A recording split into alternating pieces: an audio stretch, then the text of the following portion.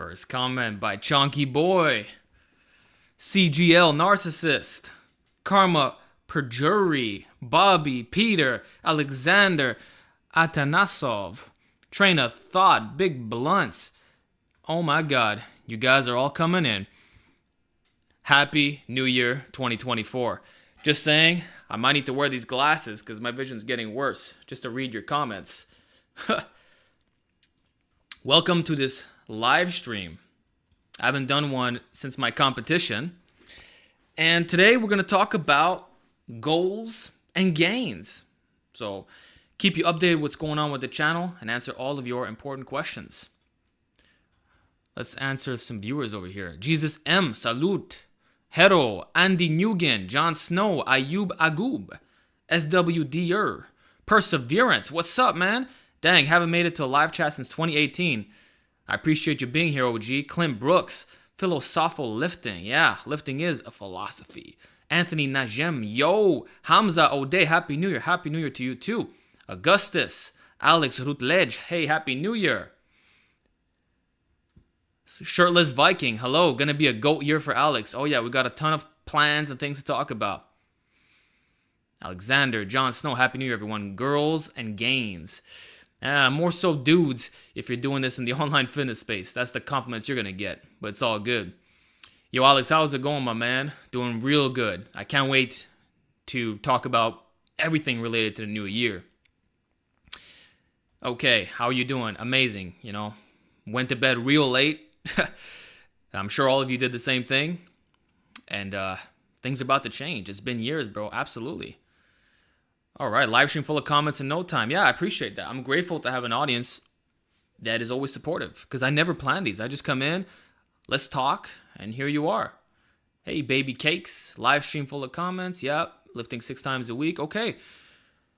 Did you get crazy for New Year's Eve? Not so much. Had some Greek food, just some champagne, but nothing beyond that. Went out, nice restaurant. But even that, my diet's going to change, and I'll keep you updated with that as the months pass by. So I think we got a good audience here. Yeah, chat's going insane. All right, let's cut to the chase. I'm going to talk about my goals first and foremost and what you can expect for the channel. And then I'm just going to start going through your comments. So 2024. I've decided that I want to make this more so a year about you guys. Less about me. So in 2023, it was all about competition, right? Getting shredded, displaying that on the platform. And it took out a lot of my time. And I don't want to do that anymore. Not necessarily that I won't set high goals for myself. And actually, I do want to get shredded again, but not for competitive bodybuilding purposes. Rather, I want to get down to that low body fat in order to look my best on videos. Just calling it like it is. Why? Because those videos tend to do best. And if the information is not going to change, if I'm the same man, yet I can help more people by looking a certain way, so be it. Oh, just going to interrupt. Vegan gains. Why don't you go vegan? It sounded like you really cared about animal ethics before. Actually, we should talk about that, but I will. I didn't want to announce that, but since you're in the live chat, yes, I will. I've reevaluated things. I've been basically 90% plant-based up until now, except for the competition, which was horrible, by the way. And I want to do it all the way. And I'm actually doing the most stereotypical thing possible, Veganuary, right? That's what they call it. You know, I did it once for 6 months straight. It was excellent. I didn't notice any negative side effects, and I'm ready to go all in. So there you go, a little sneak peek. But I'm not going to talk about it up until I've done it a couple months. So yeah, I will go vegan starting today. And that's what I meant before about the diet thing. So shout out to Vegan Gains for that little spoiler in advance. Had to. It just makes the most sense, man, from a health and ethical standpoint. But anyway, going back to what I was saying regarding the goals, I'm going to get shredded again, but not competition level. So maybe I was, I don't know, 6 or 7% on stage. Let's try to get to 8 to 10%. Right before I started getting those side effects, which was about 8 weeks out. So there's a video I made called Serious Upper Body Workout. And you can see me doing the hammer curls with the blue lighting, right? That's the kind of physique I'm looking for. And also, I feel like when I was comp ready, I looked a lot smaller. So that's not something that I want to roll with, you know? And you still look decent in clothes. So yeah, I'm going to get shredded. It's going to be easy on a plant-based diet because it's very high micronutrients with low calories. How are you going to consume your protein? It's going to be very simple. Just whole plant foods. And if I want some vegan protein powder on the side, you know, you can actually use my code Leonidas for 10% off with Transparent Lab supplements. You know, there's a vanilla and chocolate flavor. Can't go wrong. But most days I don't even have protein powder, including when I was following more omnivorous diet. And the thing is, it could be that a lower protein diet is better for longevity since you're not raising IGF-1. So I don't really care. I think it's going to go perfectly fine. I don't think there's going to be any significant differences in terms of performance or how my physique's going to look. It's going to be the same. The only difference is it'll be easier to be leaner because of the high micronutrient intake with the low calories. And I'm seeing a comment about protein farts. Not really a thing when your microbiome is adjusted. Sick dude, I follow you on IG and message you, by the way. I'll check that out, man. And thanks for stopping by. Appreciate the support. Yeah, and I'll be honest, like, your videos did play a role in my decision. You know, I've seen your debates over the years, and it makes a lot of sense to me. And in general, I've been dabbling with it, you know, and the more the evidence comes out, like, check this one. You guys should get this book. Not sponsored, okay? How Not to Age by Dr. Greger. I even have How Not to Die and How Not to Diet. So who are you going to side with, the evidence or a bunch of marketing gurus who probably won't be centenarians? Oh, it's carnivore month. I'm not even going to talk about those guys. They're on a completely different level of delusion. I'm siding with the evidence and over 13,000 studies. I actually want to live a long, healthy life. And also, I'm going to be doing burpees on a daily basis. Actually, one of my burpee shorts I just released went viral. I've been getting like 1,000 subscribers a day. And then, okay, going back to what I was saying, right? By me looking a certain way, you guys are going to take it all in, right? And I want to start making more shorts to top it off because it seems like the shorts that do the best is where I'm shirtless, showing my best self. And I'm the same man. Like that burpee video, you could see my abs kicking out. And in general, I just want to be more in shape. You know, I don't want to be this big bloated guy who's strong and no one takes me seriously because that's exactly what happened. I got shredded. I competed. I did amazing. There was a big spike in my channel. And then I started gaining weight because I actually wanted to make some gains, and I definitely did. I hit some sick PRs, 245 times 2 AD press, 315 for 7 reverse grip bench, 315 for 10 flat bench, 17.2 inch arms, in the low 180s body weight. So I made some gains, guys. 60-pound dumbbell extensions per hand, 255 weighted dip, 225 for 5, 185-pound weighted chin. I got strong as hell. But guess what? It wasn't being reciprocated. My goals didn't matter. So you know what? Forget about my goals. Forget about me. I think this is going to be the first year where I just try to maintain. I'm going to keep it chill with the muscle gains and the strength, maybe improve on some little things here and there, like with the chest expander exercises or just work on some muscular weaknesses. But I'm not going to go crazy like gaining 20, 30 pounds, yo-yoing like I normally do. This is going to be the first year where I won't bulk. Okay? And trust me, that's been, like I've never done this. I'm always bulking. I'm always going up and down. So I'm going to try to stay lean year round, you know, between 8 and 12% body fat, but I'm going to try to stay shredded right before that point where you get messed up. And I think the plant-based diet is going to help a lot, okay? So that's the plan. That's the plan, guys. And I want to get my conditioning up. Iron Wolf style, I want to post full conditioning sessions. Like just say an hour of me doing freaking burpees. Follow along, right? And in general, the format that I want to go for is maybe 2 to 3 longs a week. And then every day you get a short. So the frequency of video is going to be through the roof. And the only way I could do that, keeping it 100, is by, well, doing exactly that. Bringing back the raw content. So I don't know if you guys know this, but I've been scripting a lot of my videos in the last couple months. And what I can say is that all those videos have been perfect, and they've all responded very well. But they are extremely time consuming, and you may have noticed that I post less as a result. Well, With the rise of guys like Sam Sulek, it seems like people are fed up with that type of content. And you know what? That's great. That's how I build my channel as well. So I'm going to start bringing you more raw stuff, less scripted, okay? Old school raw. Yeah, it's great. That's what inspired me back in the day. And, you know, I got most of my subs doing that up until about 300,000 followers. Then the rest, it's been really like over the top professional. And although I like that kind of work, it's very satisfying. It's just not as... I'm seeing that people want more of that old school. Okay? So I'm going to bring you some of that. And I want to bring you more workout videos as well. Maybe share my journey, like Road to Shredded, for example. And you can see the week-to-week changes. And trust me, when you're doing that, it's noticeable. So I don't know if it would be like a... hey, we got Basement Bodybuilding. What's up, man? No, I don't know if it would be like his style, where it's like I post every workout, or Sam, where it's like, you know, you got the chest day, the back day, whatever. Or if I would do like a weekly recap with a voiceover. Or if people just want to... Actually, one guy I've been following recently, Blood and Guts 2.0. I really like his style. Old school, in the basement, conjugate, rotating exercises on a frequent basis. And it's just raw training where you see him putting in the work. And then at the very end, he'll answer some questions, you know?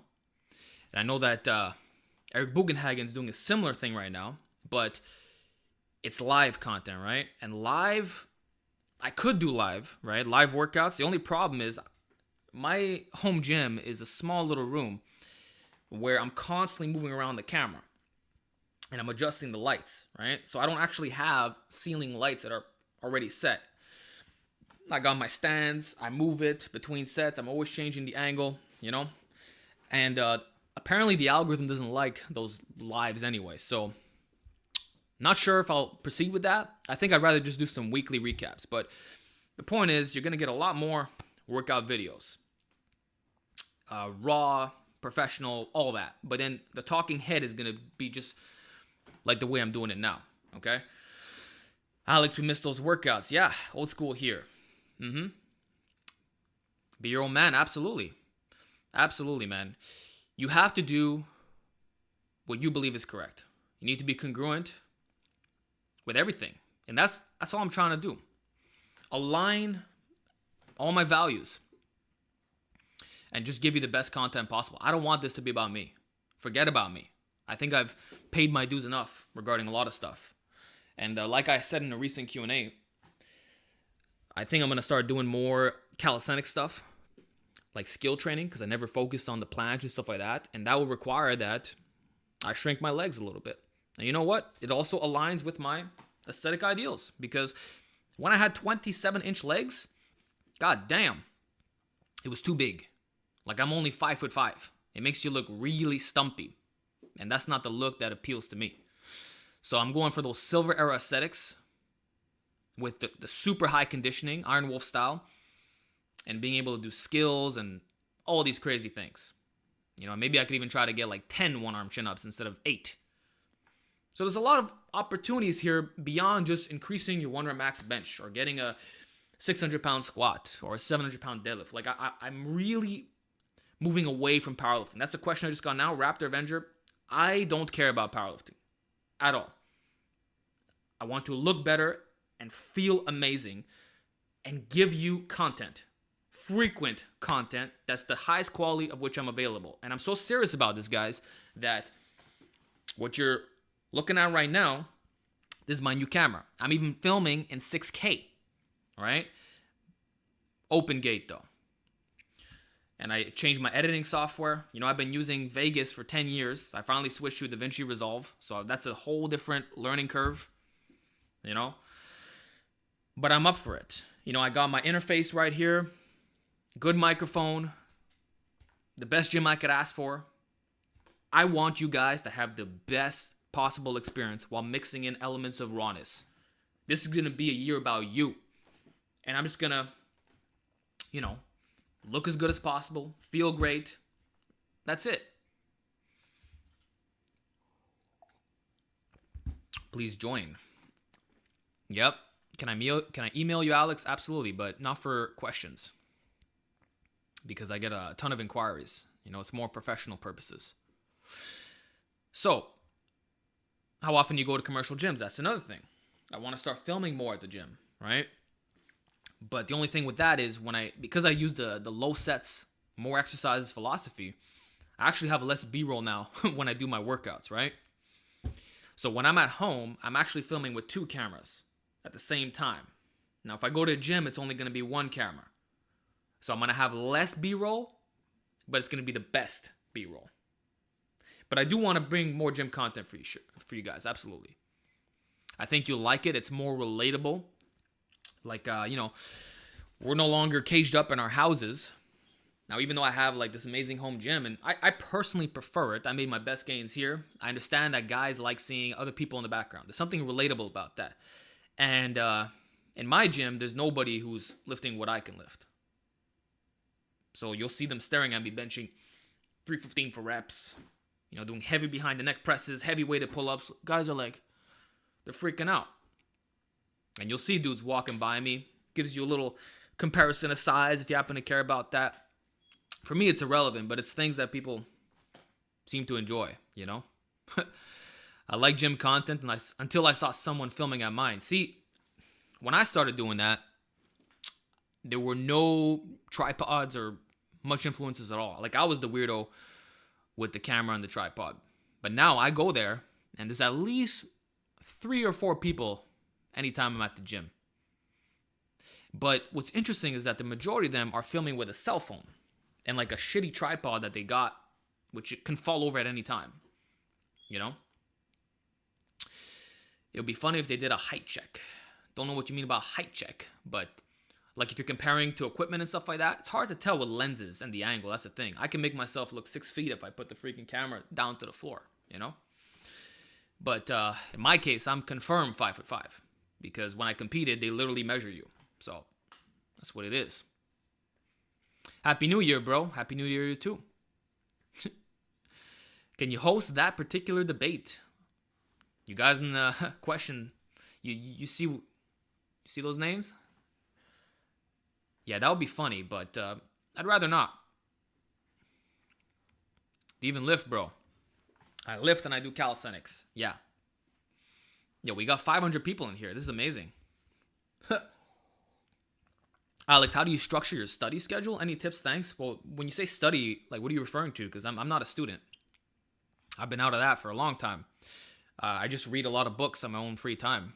And for that is whenever the work is done. But it's usually late at night, once I've done training, once I'm done editing. And I don't really have much time to do what I want. Like, I have this beautiful PC that can basically run any game at ultra settings with ray tracing on. And I'm not even using it. Like, if you look at my Steam account history, there's like nothing on there. I'm using this for editing purposes. Like, I spend most of the time working, being with family, but mostly working and training. So I'd love to do a lot more gaming. I just don't have the time for it, and a lot more reading. But what do you want to do? Are you as fluent in French as you are in Greek? So I used to be a lot more fluent, but the less you speak French, the more you stumble on certain words. Mais je peux quand même parler français, c'est juste j'ai un accent anglophone. Il y a certains mots qui sont difficiles de dire. Mais si tu me demandes des questions, c'est pas de problème. Je vais répondre en français, je peux comprendre parfaitement. Quand je parle avec les autres, c'est toujours en français ici, mais... Et c'est québécois, ok? You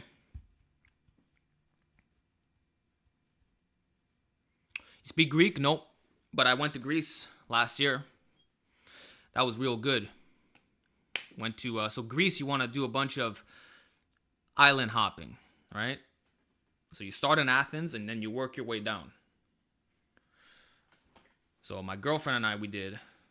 Screw it, I'm going to talk about some personal stuff. We did Athens, and then we went down to Mykonos, Santorini, and then Crete. And Crete we spent the most days in. So you're just hopping. Boom, boom, boom. You go on the ferries. There's a lot to see. But you... Oh, and when you're in Crete, The island is so big that you start in Heraklion, right? And then you go to Hanya. So you got to take a freaking bus for that. And that's like 2.5 hours. Or you can rent a car, you know? Were you born in Greece? I'm confused because of your last name. No, I'm born in Montreal, bro. Canada. And I'm 50-50 Italian and Greek. I just happen to have this Greek last name. Leonidas. Did you bear witness to the bloat lord? No, and I don't think I'd have any means of communicating with him. And for me, when I'm on vacation, I leave it just to that. Okay, I didn't work out. I didn't go to any gyms. Literally, we're just relaxing, taking it easy. All right, Alex, are you a full-time YouTuber? Do you have any job? Yeah, I've been YouTube full-time for many, many years by now. Like, I would say in 2015, I started making some decent money on this. And then from there on, it just exploded. 2016 was a good year. 2017 was one of my best years ever. And then it's just been chilling, you know. The income goes up and down. I'm not rich, you know. But I love what I do. I love helping people out. And, you know, when I was a kid, I used to watch fitness influencers. And this is what inspired me. I used to watch guys like Scott Herman, Scooby, Brandon Carter. I was like, yeah, that's what I want to do. Because when I was a kid, people would ask, like, what do you want to do with your life, Alex? And I'm like, I don't know. I don't see myself working a job. I'm like, maybe I'll be a video game tester or work in the that kind of industry. And a lot of my friends went on to do that. But then I found fitness and, yeah, it became my obsession. And I've been obsessed for a very long time. I just can't stop. I won't stop. Used to watch the Rage 191. I did, and I'm still following him. He's a real one. What didn't age well? These questions are going by fast. Oh, do you still rope climb? I know that video didn't do well. From time to time. And no, the video actually did do well. It got like 400,000 views, if you're talking about the short. See, some videos, initially when you post them, they might get like 20 to 40K. But then they take off months later. So for example, my most viral video on YouTube is called, let me just check, Strong but Small / Weak but Big. Here's why. It has 1.4 million views, okay? Now, when I first uploaded that video, it got like 5,000 views. And it was stuck in the 5 to 10K range for maybe half a year. And then one day, the YouTube algorithm gods came in and blessed me. So, that's what happened. Sorry, I just lost the freaking chat right here. Okay. What's up, Alex? Greetings from Texas. I gotta get over there. I want to see Florida and Texas. Do you like living in Canada with Trudeau? What do you think? Thoughts on Bronze Era type training? Yeah, definitely check out the channel Natty Life. What's interesting about the Bronze Era guys is that most of them were shredded. And they used the chest expander a lot more, and they tended to be arm dominant. So they didn't have massive pecs because the bench press did not exist yet. So they focused on the overhead press, a lot of heavy hip hinges. They lifted stuff off the ground, basically. And I think the best modern example of a guy who trains like that would be Atlas Power Shrug. So a lot of Zercher lifts, a lot of awkward positions, because they really had no choice but to do that. But they made the best out of their limited weights and equipment. Sandbags. You can say it was like a combination of strongman and bodybuilding exercises done in a more primitive, unconventional way. But the goal was to build muscle, you know? I like Bronze Era guys. They inspire me. Do you still train unconventional lifts? Not really. Unless you call, well, actually, some of them that I do are unconventional, like the inverted rows on the rack. Actually, some of my shorts, I've been showing some unconventional lifts. One of them is the deficit handstand pushup, the deficit pushup. Super wide grip pull-ups are old school, not really unconventional at this current time frame. Pelican curls for biceps. Inverted rack rows, definitely. Oh, JM presses with the SSB. That's super unconventional. What else? Pendulum sissy squats instead of leg extensions. All the expander work. But you know what's interesting? A lot of classical exercises are now being viewed as optimal. And they used to be unconventional, but now everyone's doing them.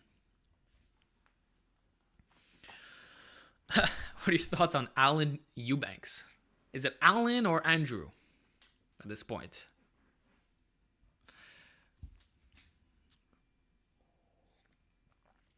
Would you ever be a personal trainer? Well, online coaching's a thing, my bro. So you can check out my website, alexleonidas.com/contact. But I work with serious people only. And my selection of clients is like very small because I choose to be that way. And I want to spend more time focusing on content creation. But I think I will open up more spots and continue growing that. But it's not my main source of income. Absolutely not. How much money do you make from YouTube? Not enough, my friend. But it's not just about the money. I want a legacy. If you go on Social Blade, you'll have a good idea. So it's you got to make money through other means, right? Through sponsorships or selling products on the side. So my Naturally Enhanced program, that does pretty well.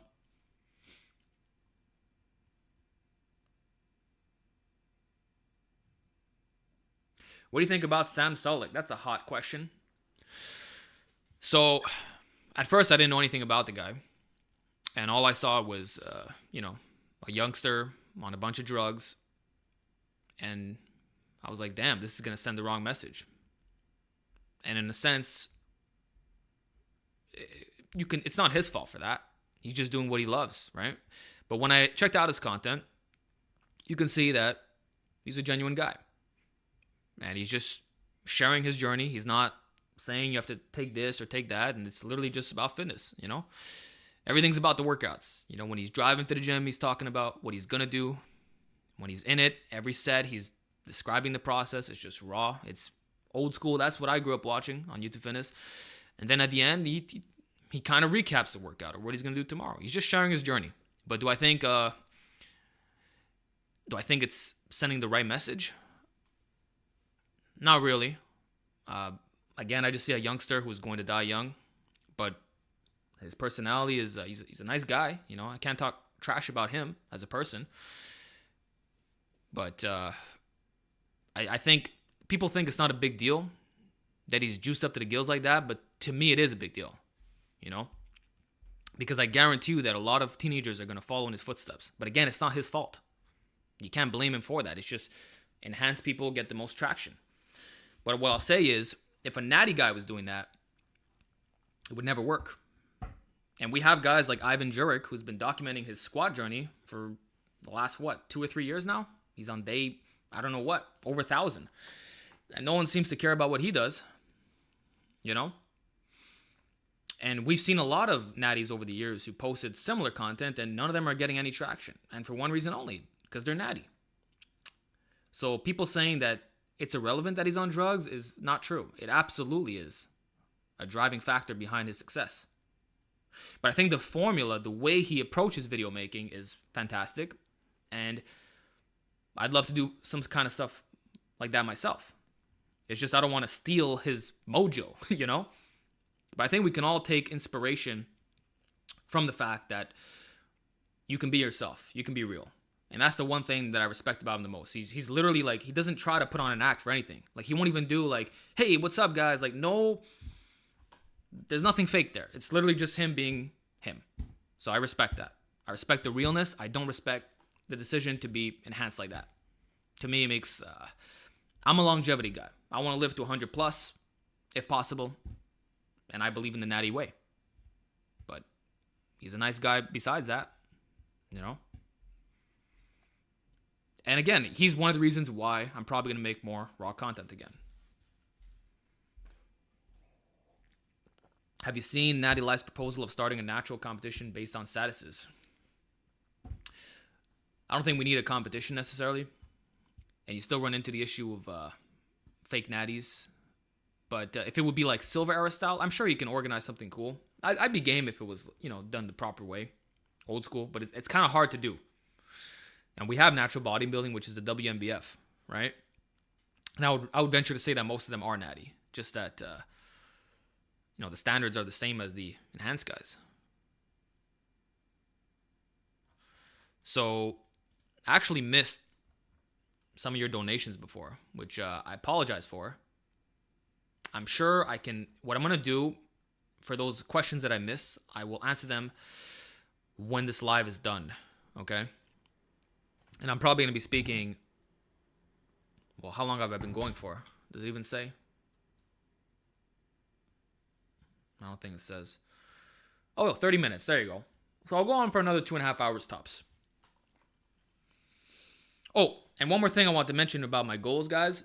So, I've been holding off on the calisthenics program. I've been really procrastinating, and I apologize for that. I just want to make sure that it's done right.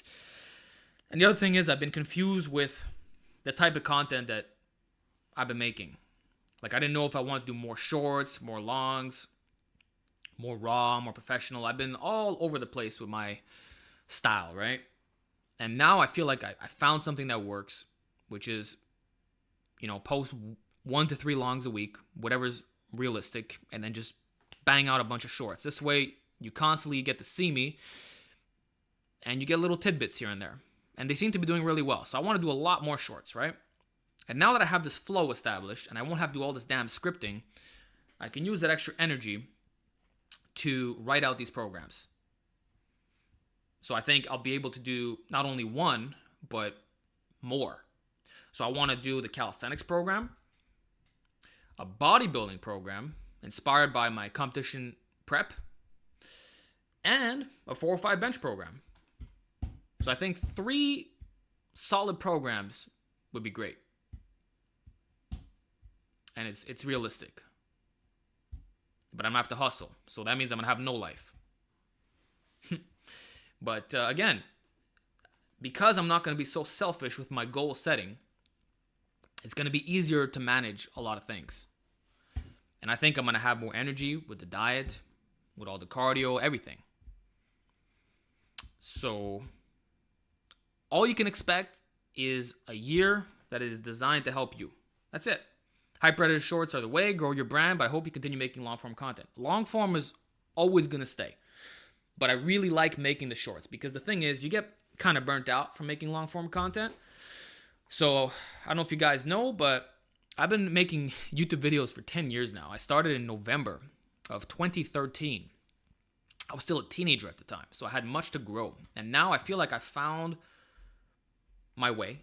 I know how I like to deliver content. I've experimented with enough things to see what's effective. I know what you guys like. Like before I even post a video, I can say, yeah, this is going to get around this many views or whatever, But then sometimes you get shocked. But either way, I have a general idea. I've been at this for a long time. All those programs sound good. I can't wait. Yeah, it's going to be real good. As a 4th option, I would probably consider another novice program. But the thing with that is there's already so many. And if you follow my current novice program, you'll get to your end destination. So you don't need another one. And by the time it's done, you'll be intermediate. So why are you waiting for something new when you can still work with what's effective, And my novice program has 2 million views. So testimonials are there. Is YouTube fitness mostly dead? Actually not. Nope. It's alive and doing well. Sure, there's TikTok, which has grown in popularity, but we don't know about the longevity of that platform, right? Instagram is a good generic place where a lot of the pros go. But in terms of Natty YouTube fitness, I would say it's the best it's ever been. It's some guys who've already made it to the top that they've kind of backed off a bit. But those who are still grinding, they're not going to stop. And I certainly won't. I want to get 500K subs this year, if possible.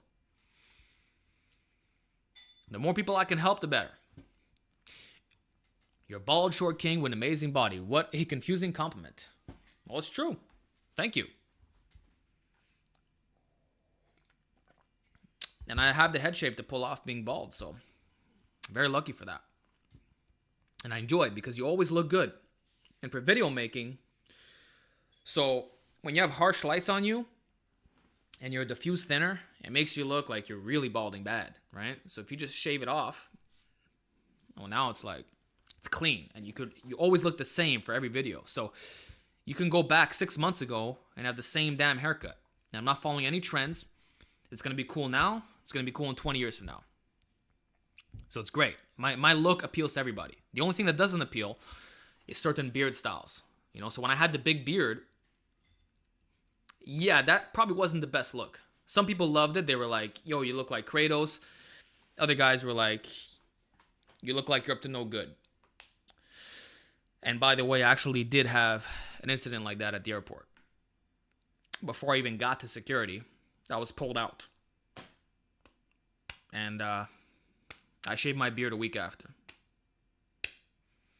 Alex, the best noble natty. I appreciate that. I'm not stopping. I assumed Alex had 1 million subscribers already. Awesome content, brother. Well, you know what? I've made complaints over the years that being too raw was one of the reasons why, and that people don't want to hear the truth, but I'm not going to make any excuses. We saw what happened with Dr. Mike Israetel. Dr. Mike's been making videos for a long time and conducting these excellent long talks. And it's only in the last 2 years or so where his channel has finally blown up. And there's reasons for that, but eventually the truth will be recognized. And that's all I'm trying to do. The thing with me, guys, is that because my intentions are pure and I want you to fulfill your potential, I know that you'll keep coming back. It's like a subscription to an old school video game that you love so much because the developers did a great job on it. It's like Baldur's Gate 3, which I haven't played yet, or old school RuneScape. When you don't get screwed over by the company, they really want you to have the experience, then you're going to have a loyal following. And that's why I'm still in the game after 10 years. Because you subscribe to me to get advice, right? And you apply what I'm saying, it works, and you keep coming back for more. But if I start spewing out a bunch of nonsense, you would have been gone. You would have been gone a long time ago. So all I can do is give my best advice. That's it. And that's my mission. I need to get smarter. I need to evolve my physique. I need to learn every single day of my life. Because if I'm not learning, then you're not going to learn to the best ability, you know? Or you're gonna fall to some asshole who's trying to market you some philosophy that doesn't work. And then you're going to be frustrated. And you end up in this circus of not making any gains. So I got a lot of OG followers from 2016, 17, 18 that are still here. We see them in the comment section right now because my advice is legit. And you see how it affects me. You see how it affects you and others. So that's it. Give good advice. Everything else will take care of itself.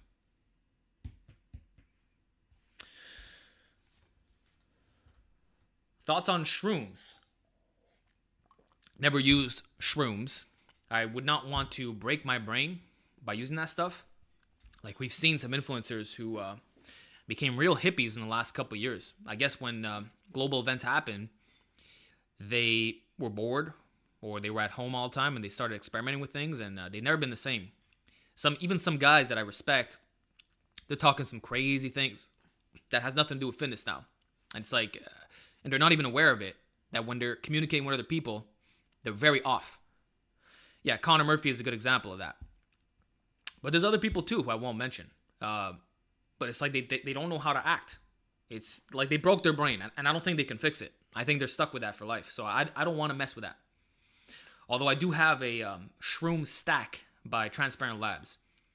But it's reishi mushrooms, lion's mane. Like it's stuff that, you know, you can get at the freaking grocery store and eat it directly. So if you're just putting that in a powder, that's fine. But I believe chaga mushroom you have to be careful with. Oh, and by the way, everyone should be consuming mushrooms because they are anti-angiogenesis. So if you have like tumors or any cancerous growth of some kind, it slows down that or suppresses it rather. So you should have mushrooms every single day, and also they're the high source of ergothioneine in your diet. So porcini mushrooms are very good, and oyster mushrooms, which you can grow yourself. So have them every day. I know Dr. Furman is big on the G-bombs. So greens, beans, onions, mushrooms, berries, and seeds. You want to have that every day. And you'd be surprised that the majority of fitness influencers don't even hit the minimum. They don't. And I'm kind of fed up of seeing the misinformation out there on nutrition. I feel like even a lot of noble natties don't really know what they're talking about when it comes to nutrition. They might understand the ins and outs of caloric manipulation and what it takes to get buff, get shredded, all that. But the health implications of certain things, I think there's a lot of information that's lacking. So that's another thing I want to start doing in 2024, just give you more diet advice. But I'm not going to impose. I'm not going to be, an egotistical, biased douchebag. But I'm going to give you as much, just like Jeff Nippert talks about evidence-based fitness, I'm going to do the same thing, evidence-based nutrition. Because that's what I'm going to default to. If your life is on the line, it's got to go back to that. That's the only thing you can trust. I'm not going to trust appeals to nature and people who clearly don't have the best interests at heart. Okay. Nutrition video went. Just wait on it. Hey, Mr. Leonidas, Happy New Year. Love your content so much. Do you think pushing the head through on a standing press has a significant effect on the delts opposed to the seated version? Well, first of all, thank you for your donation, Logan Lewis, and Happy New Year to you as well. So, on a standing overhead press, well, first of all, the delts, you can argue a couple things. One, if you don't push the head through, then there's going to be more of a moment arm, right? So the bar is in front of your center of mass, and therefore, your leverages are worse. You're going to have a harder time locking out the weight. But do I think that lockout portion is what's going to build your delts the best to begin with? No. We already know it's the bottom portion. When your hands are down here, all the way maybe up to about there, right? Well, you can't even get it behind you to begin with. It's really when you're past the head that you shove it through. So I believe that lockout portion, if you're not going to shove the head through, maybe you can say the triceps will be more of a limiting factor. So that's the one implication I would say to that. And potentially the fact that if you're just pressing straight up, then there's going to be a tendency to lean back in order to equalize your leverages, right? So maybe you're going to recruit more upper chest, more upper back, slightly less delts overall, just because you're going to change your form from A to Z. So, but then the other thing is when you do the seated version, right, you're already locked into that angle, yet it's still hitting your anterior delts to the max. So is it really a problem if it's just a straight vertical line? The thing is, though, when you're seated, the stability is already there, and there's no torso movement, so you're locked into it. So that's the difference. So the motor unit recruitment overrides the fact that it's less vertical. I hope that makes sense. But I would just say if you're standing, you do want to put the head through, unless your shoulder mobility is god-awful and you have no choice but to lean back a bit. And if you're seated, not only do you want to push straight up, but also back. But you want to be in front of the rack such that you don't run into the J-hooks. Because and then your forms, it's going to be disrupted. You're going to be afraid of pushing back. You're going to be too much in front. And then your triceps are just going to be giving out on you. Are New Year's resolutions a sham? That's a good question. I would say yeah. You should start beforehand, or at least be leading up to that point. But some people do make genuine changes, and I'm doing that myself with the diet aspect of things. But if you go in a gym setting, and by the way, I will not be going to the gym for the next 2 weeks at least, because it's going to be an absolute war zone, and I feel sorry for you guys who are going to have to deal with these resolutioners. I know we're supposed to be sympathetic towards them and say, well, they want to change and whatever. I respect people who want to elevate. But when the majority are quitting after 2 weeks, it's like, clearly you never wanted that to begin with. You thought that buying the gym membership was taking action. That doesn't mean anything. It's like buying a program on, let's say, a certain muscle that you want to improve upon, and you never go on to then correct it. It's just like, oh yeah, one day I'll fix this lagging area. If you're not actively trying to fix it, then it doesn't matter what you do, right? And that's what I see out there with resolutioners. But those who actually stick to it, like a strong resolution, and by the way, this can take the whole year, not just that you're going to be consistent for 30 to 90 days, but no, you follow through with what you said you were going to do. I respect those guys greatly. And out of those who like are legit resolutioners, in the long run, I see them being successful at everything in life. So at the gym, let's say, I don't know, you have 20 new members, right? Maybe 3 of them are going to get gains. But when they do get gains, it's going to be serious. And you're going to see them in 5 years from now, they're still there. So I've only seen a handful of guys over the years who've done that in my old gym. But sometimes you'll see someone, they'll sign up, they'll be gone until the next round of the New Year's resolution. So you'll see them legit once a year at the gym. Blows my mind, but if you fall through, I think it's great. But if you weren't thinking about this beforehand, like it took January for you to realize you have to change, there's a problem. Like this should have been a build-up. Like for me with the diet thing, this has been years thinking. And even the last 2 or 3 months, I've reduced a lot of things. So it's been a gradual, it's not just cold turkey day 1, January 1st, you know? Layne Norton, I don't know how he's relevant to this discussion. Actually, Layne Norton made a great point about the holidays. He said that most people gain their weight during Thanksgiving and Christmas. And why? Because you're constantly freaking eating with your family. And guess what? If you do that every year, after say 5 years, you might put on 25 to 50 pounds. It's totally possible. So I was cutting, right?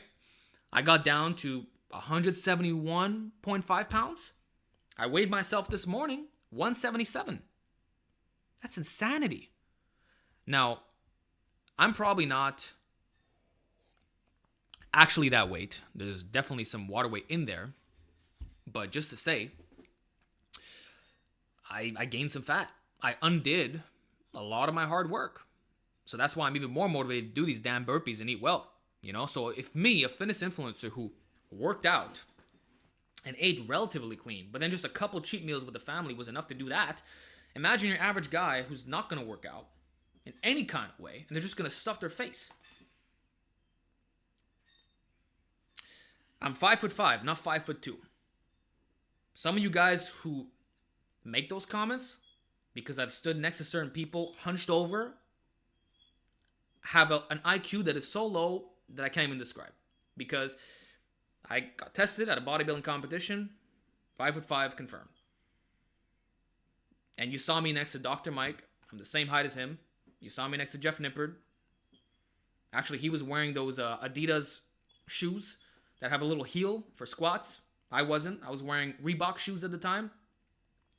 You see me next to Johnny Shreve. You see me next to a lot of influencers. You see how jacked I am, for one, and you see what my height is. So those guys saying you're 5'5" are incels talking crap. No, I am 5'5". But the ones saying I'm 5'2", yeah, they are incels. Every single one of them. They have no life. But yeah, Alex, did you stop using Minoxidal? Yeah, years ago. Years, guys. Like, this is a natty beard at this current time frame. Not a lifetime natty, though. That's the thing. And as I get older, my neckline is getting lower and lower. And this year I actually grew, last year, I grew a pretty decent beard. I think it was like 4 inches. But it was very hard to maintain. You had to brush it like 20 times a day. And yeah, it was annoying, especially when you get out of the shower. You got to let it dry off. And if you make a video under the wrong conditions or the lighting's not shining correctly, your beard looks see-through, depending on the angle, you know.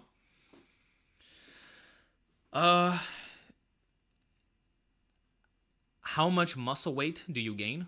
What do you mean by that?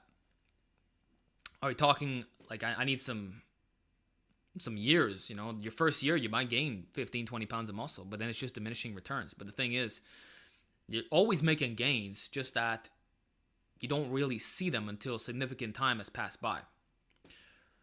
So I've gained maybe 5 pounds of muscle from my last bulk until now. But I don't look that different. It's just I'm a little bit bigger here and there. And you also see it in the strength. But if you would compare my 2017 physique till now, like, it's actually not night and day. It's maybe 15% better, something like that. 15, 20%. And what's going to make more so of a difference once you have a lot of muscle mass is manipulating your body fat. It's not that you're accumulating that much more lean mass. So when I was shredded, my arms were 15.5 inches. Now, if I would have done that a couple years ago, maybe they would have been 14.5. So it's like an inch difference. But I think that at 6% body fat, that arm would still look impressive. Or like, let's say you have 23-inch legs versus 24 or 25. 2 inches won't make or break your physique, especially when you are pumped up with good lighting. And actually, there's a lot of fitness influencers who aren't really the biggest, especially on TikTok, and they're quite young, oftentimes 19 to 21. They're a lot smaller than me, yet they look pretty damn good. And if I were to stand right next to them, like, yeah, you could see that I'm a bit bigger here and there. Maybe I have 10 pounds of muscle on them, but it doesn't change the fact that they're jacked. So, like, how much muscle do you want to put on your physique? You know, like, I would say when I was training for even 1 year, I looked better than most guys. Or after 3 to 5 years, there was all kinds of muscle that was put on. And I could have pulled off a very lean look, and everyone would have been able to see that lift. But without that extra 10 plus pounds of muscle that you do get over the years, maybe you're getting 2 to 5 pounds of muscle a year, well, you won't maximize your aesthetics. So I think it doesn't matter how much muscle you put on. It's like sometimes you get more, other times you get little jumps here and there, but as long as there's a general trend of going upwards. And you know what? If you need to maintain for a little bit, do what you got to do. You don't always have to be in a gaining phase. The goal is so that you're in this long term. You're going to be here for the next 10, 20 years. Not that you're trying to rush your way into gains, then you're going to quit. And that's why I don't like these specialization programs that are insane with the volume or that are generally unsustainable or super high frequency. I don't like stuff that you know for a fact you won't be able to do even in a couple months from now. I mean, even if you do get some good short-term gains, you might lose a lot of them too. You might hold on to a portion of the gains, or at least retain the skill aspect of certain things, like especially if you ran the small off squat program, all those sets of squats, you're not going to lose the ability to squat with that perfect technique. And your pain tolerance definitely went up, but your 1 rep max squat is going to go down when you stop that program. And your legs will shrink too, because a lot of what you put on is actually swelling. You might get an inch of actual swelling. So I think guys underestimate how much these rapid programs are delivering.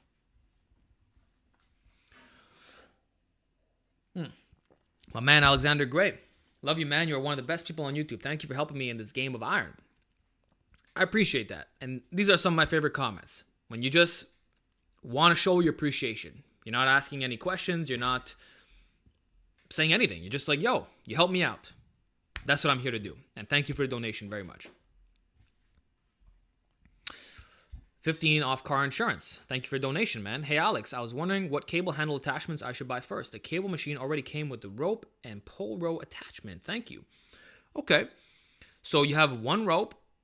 And when you say the pull row attachment, you're talking about the super wide grip pull-up bar? Well, you can actually do most of those with that. So your chin-ups, normal pull-ups, and then super wide. And then for the rope, you can do single arm rope or one rope, which I'm not really a fan of. So what I would actually tell you to do is buy a second rope. This way you can do dual rope instead of buying another freaking cable machine and having to do it that way, or at least having to do one arm at a time. So get yourself a second rope. And then the other thing would be getting D-handle attachments. Why? Because you can put them on that pulling attachment. And you can use all the grips that you need off that. So if you want a neutral grip, you slide them in on the inside, and now you got narrow neutral. If you want to go wide, you got narrow wide. And now you have the rotation aspect as well. So it kind of simulates gymnastic rings. And depending like how you set it up, you can even do like sagittal plane pulls. Because so what I mean is, let's say you have these handles and the bar is here, right? So you got this much length in between. Now you can pull through the body and the bar is not going to hit you first. So you can get more range of motion in the bottom. And if you have a diagonal angle and you're doing like an iliac pull down or something, you don't have to worry about that bar crashing in. And you won't have to buy a spreader bar because you're already attaching the handles to something that is fixed and far away. And that's actually what you see with Prime Fitness. They have this sawtooth bar that allows you to do those movements. So you don't need to get a dedicated spreader bar, even though that's what I recommend. And the same thing would apply if you're doing the ghetto lat pull downs. So I think handles that can move, right? Even those angles 90s are pretty good, is what you should get. And also those ergonomic handles that a lot of people love. The only issue with them is that it goes by left hand and right hand. So that's very annoying if you have one cable. That means if you're doing the left arm, you got to unclip it and then put on the right. So that's why it's better just buy an equal pair of regular D handles. And if your grip is failing, you strap up. And the best way to strap up is actually with figure eights because it's really easy to get on. Or just a classic way, whatever. But straps with D handles, I mean, you can do basically everything with that. And then if you want, if you find that the distance is not good with a lot of these pulls, you get yourself a soft tie. This way you can lengthen it out further. Or a daisy chain. You can even get a freaking daisy chain, right? And you clip your D handles where the holes are. So now you have your spreader bar. And it doesn't take up any space. Aren't sagittal pulls thoracic, not iliac? Man, at this point, I don't even know. I am so confused because everyone keeps debating back and forth, right? N1 Education would say it's iliac. Paul Carter would say it's thoracic. I don't know. But I do believe that super wide in the frontal plane is iliac. And so is when you have spinal flexion in any plane. So L-sit pull-ups. And I think neutral grip in the sagittal plane is probably iliac. But I don't know. It's not my specialty. I research it. I try to understand it as best as I can. And I make arguments around what these guys are saying. But I'm not the one coming up with the concepts. I'm just expanding on their arguments.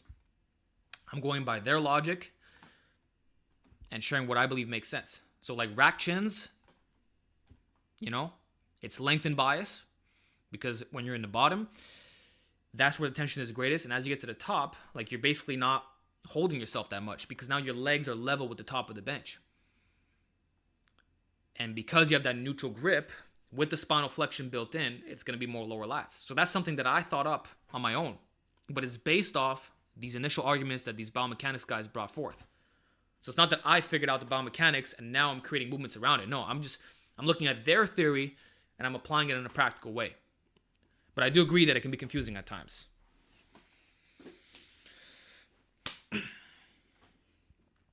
My man, Jor Panzer, thank you for donation. Hey, Alex, you're one of the main resources for lifting. Cheers. Want to ask when joint pain means rest.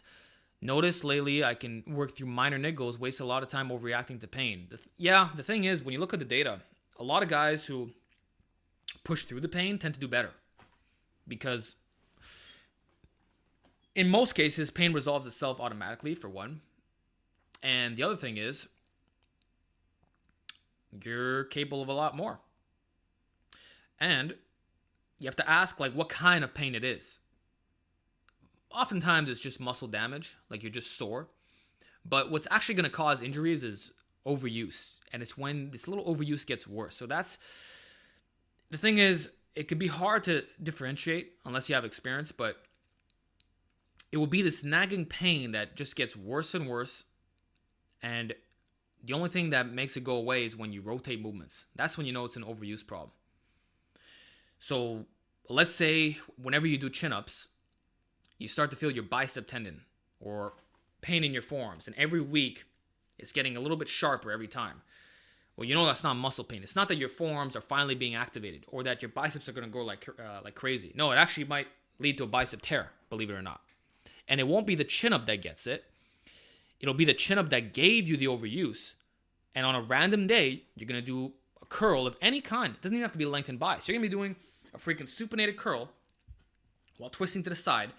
And that overuse is going to kick in and you're going to snap your shit up. So what I would do is cut out those movements that leads to overuse.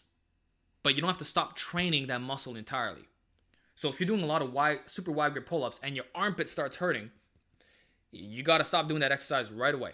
Switch over to a regular grip, neutral grip, which is the most joint friendly, or better yet, just stop doing all vertical pulls. Stay away from the pull-ups. Only do horizontal to work more so on the upper back. And that'll still allow you to train the major muscles, but you're not going to aggravate that little area, because the thing is, there's regional hypertrophy to consider. There's the muscle biasing. And even though like it's similar enough movement patterns, the overuse does not hit the same way. And that's one of the benefits of the conjugate system, or just rotating movements in general. It's one of the secrets on how I manage to stay injury free, especially on a high intensity on a high intensity program. I said the word "or" because high intensity refers to not only the effort that you're putting in, but also the percentage. So what I'm saying is, if you're lifting at say 80-85% of your 1 rep max, and you're also going to failure, and you never rotate movements, it's high intensity and high risk. So you got to be careful with that. But the thing is, you kind of know if it's a joint issue or if it's just muscular. Because if you rotate right away and the pain subsides, you figured it out. And that's another thing too, right? Sometimes a new movement will make you sore, but it's not in a bad way. So it doesn't mean that you tore your pec or anything if you switch from dumbbell presses to barrel presses. Oftentimes you just never train the extended range of motion. So don't think that the extended ROM is what's getting you injured either. If the tissue is untrained in that position, then it's not overuse. And it's not joint pain. It's just entering new joint angles.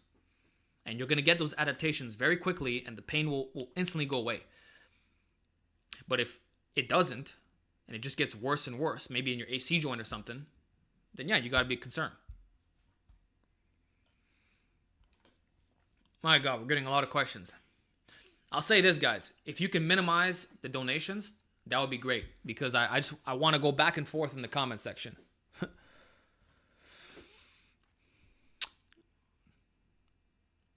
Hey Alex, thanks for your advice and thanks for your channel in general. Your channel has helped millions and I can't be more grateful. Thanks. Thank you very much. I think I answered that before. Yeah, thank you. Jaden, thank you for the donation. Hey Alex, I have trouble tucking my right shoulder back and down during chest movements, preventing me from getting a good stretch. Do you know any movements that would help with this? No issues on the left side. Yep, I know exactly what to do it. The inverted cable row. So check out my video. I'm going to paste it right here for you. Inverted cable row. Here you go. You need to watch. Where's my freaking chat? You need to watch this video. Okay. So the thing with the bench press, you have to stay tight. And if you're not tight, the bar shifting is going to be all over the place. And contrary to popular belief, it is not dumbbells that'll fix the problem, because you're still going to protract or retract more on the other side. You're not changing your technique aspect at all. So what I'm saying is, let's say, you just specified your right shoulder. You're having trouble keeping that tight, right? But when you switch your dumbbells, your left is still going to be tight, and then the right is just going to be protracting more at the top. So it's going to be the exact same thing. You're not going to fix anything. So that's actually one of my pet peeves. When guys say, oh yeah, just switch your dumbbells. No, because you're not addressing the root cause. The issue is tightness related, and that's universal. So we address that, and the best way to do it is by getting tight on a bench. So it's not just enough to say, oh, just do more barbell rows, just thicken up the upper back. Sure, that could help a little bit, but we want to get specific. We want to get tight on a bench, not the floor, not in the air, not with chest support, none of that. We want it on a bench. So therefore, you lie down on a bench with either bands coming straight out in front of you, so reverse bands, and you row inwards like this, or you do it with the cables. And for those who are like, well, I don't want to look weird at the gym, I can't help you then. Are you trying to get gains or not? The looks factor is irrelevant, because some people will actually criticize that. They'll be like, yo, there's no way in hell that I'm bringing over a bench to lie down and do rows on when there's a chest supported machine right there. Well, enjoy your imbalance then. But then it's funny because I'll see these same guys doing iliac pull downs, right? That's cool. You'll bring over a bench and you'll weigh it down and you'll do one arm at a time, do all this craziness, but you won't lie down on that same bench and row. Or you'll do cuff laterals. You'll lay back, put freaking those ankle things on you, and you'll do this at the gym, but you don't want to row with the attachment that's already there, just laying. Sounds hypocritical to me. And by the way, I'm not attacking you, the guy who asked me this question, but I just find it like people are contradicting themselves left and right. They'll do this exercise, but not this one. And again, it goes back to the coolness factor. Because on TikTok, you'll see a lot of people doing the freaking the cuff laterals, but you won't see many guys doing my inverted row, even though it logically makes complete sense. Like everything that I said in that video is pure facts. Everything makes sense. I didn't make up anything. Oh, damn. My man Jaysen Casper with a $300 donation. You're the man, Alex. Thanks for years of great content. Thank you for that massive donation and always showing support. I don't even know how to react to this, other than to say I'm very grateful, and this money is going to go right back into the channel. I'm going to buy something to use in my interface. Or maybe I'll get an additional camera. Not an additional camera, an additional microphone. This way I can seamlessly go back and forth with the live streaming. Maybe I can upgrade something. But that's huge. That's huge. You could have bought some programs. You could have got some coaching with me, one-on-one. And you chose to just say, hey, Alex, I appreciate you. Well, I appreciate you too.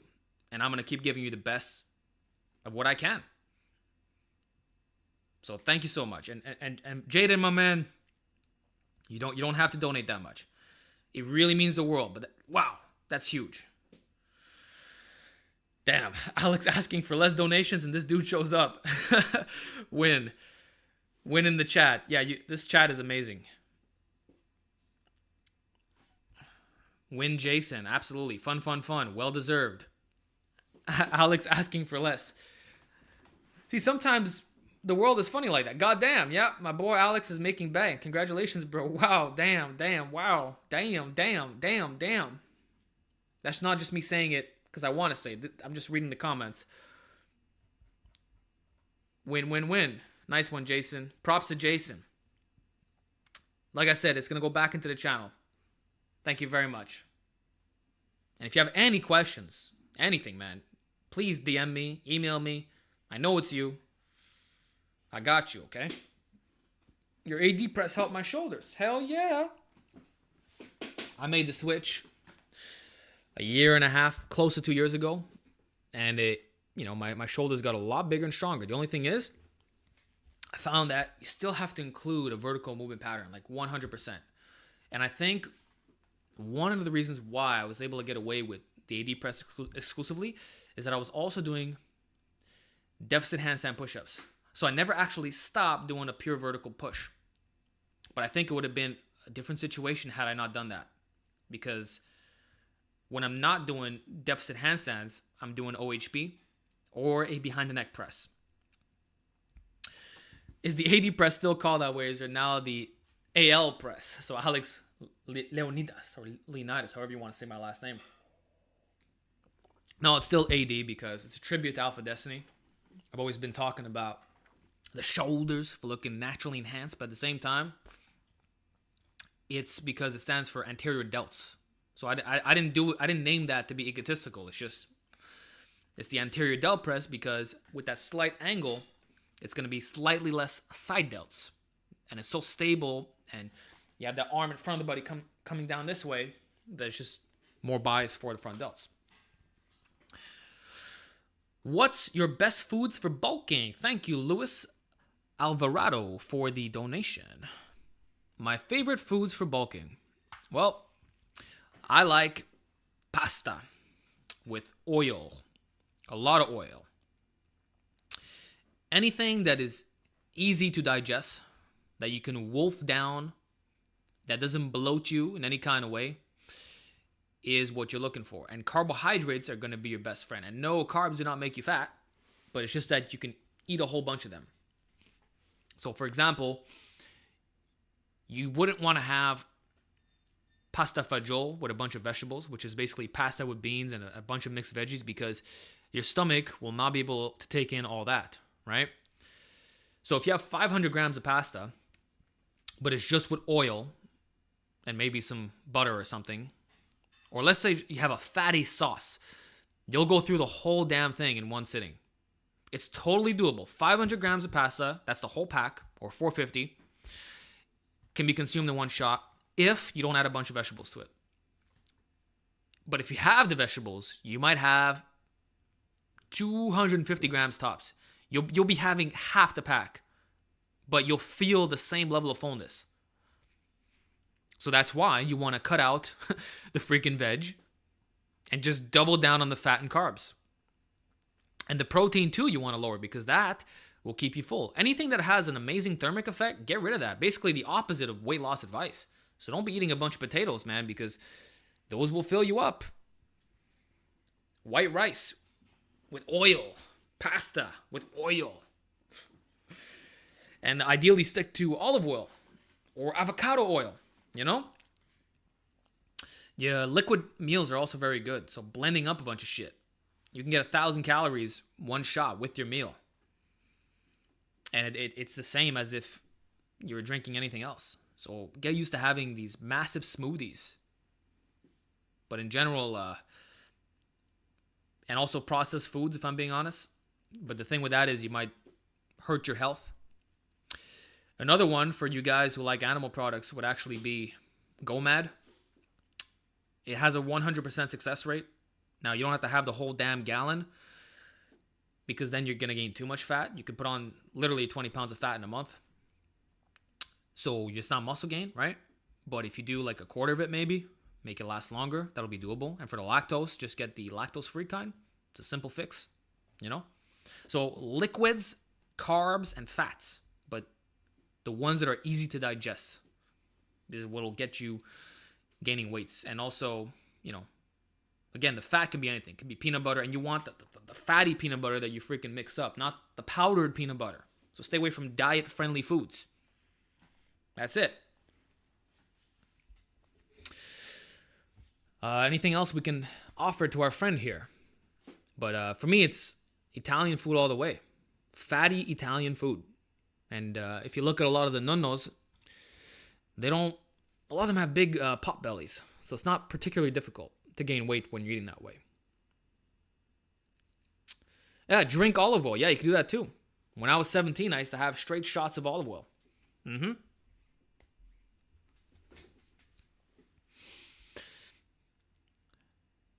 Do you think creatine is a must if you're an advanced lifter?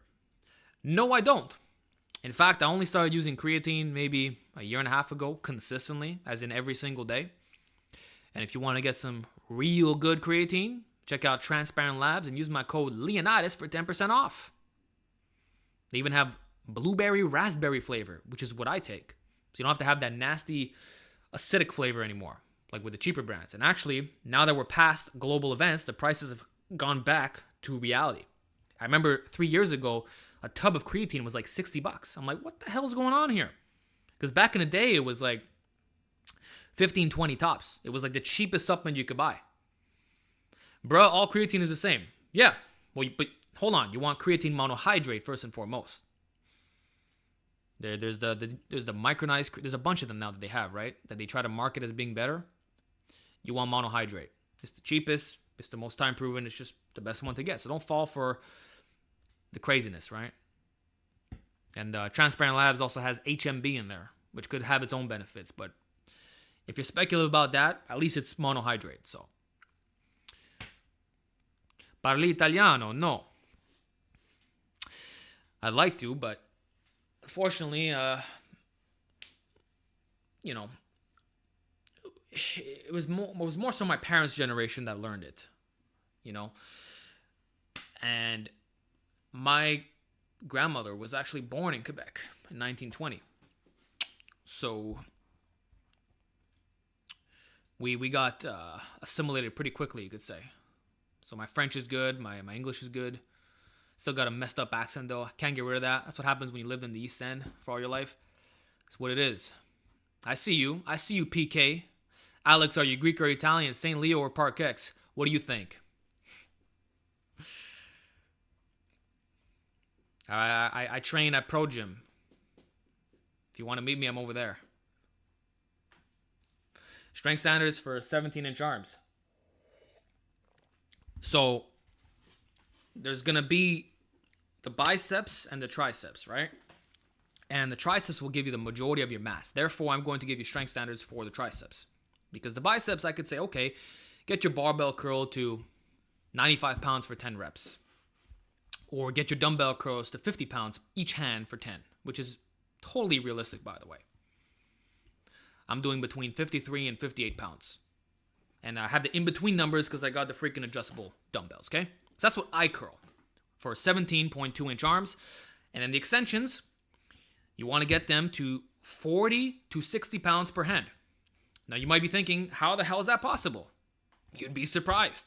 And I'm not talking about the overhead extension done like this, because that's a harder variation. But if you lay down on a decline bench, and the more decline, the easier it's going to be, you can put up some huge numbers, and the gains will happen very quickly.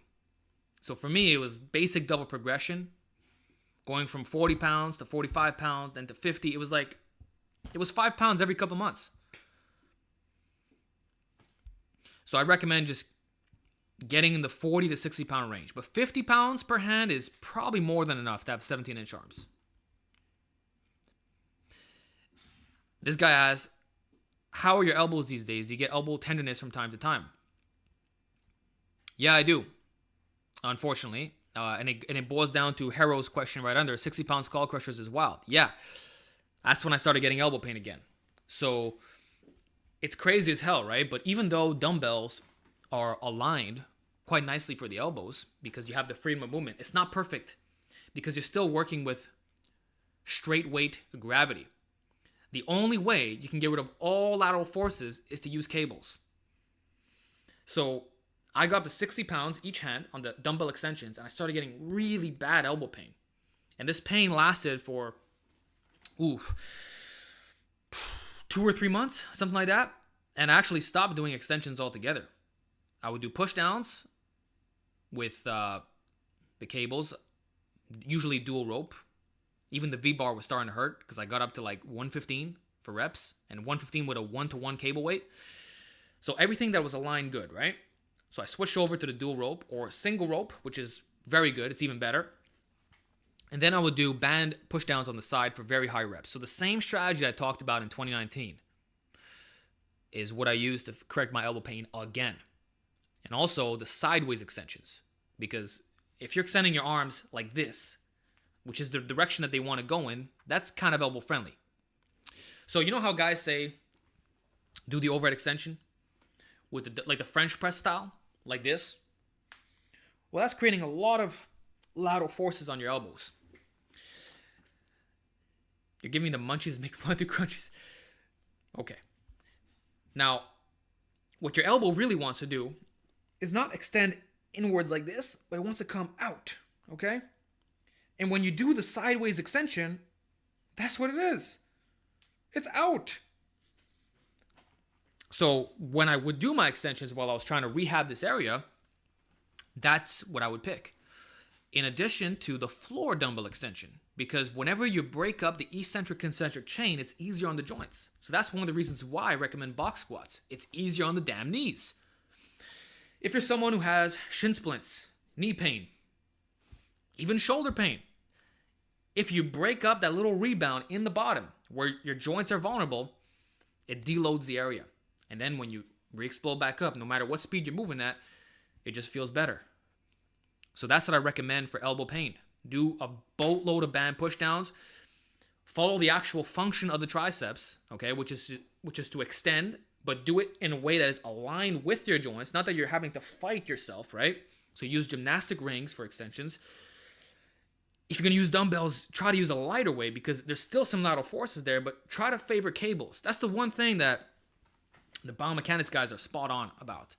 And actually, I favor alignment so much that these days, I've been doing single rope pushdowns over dual rope because dual rope is not perfect. there's still some opening up of the rope. That's how serious alignment is when we talk about the triceps and even the biceps.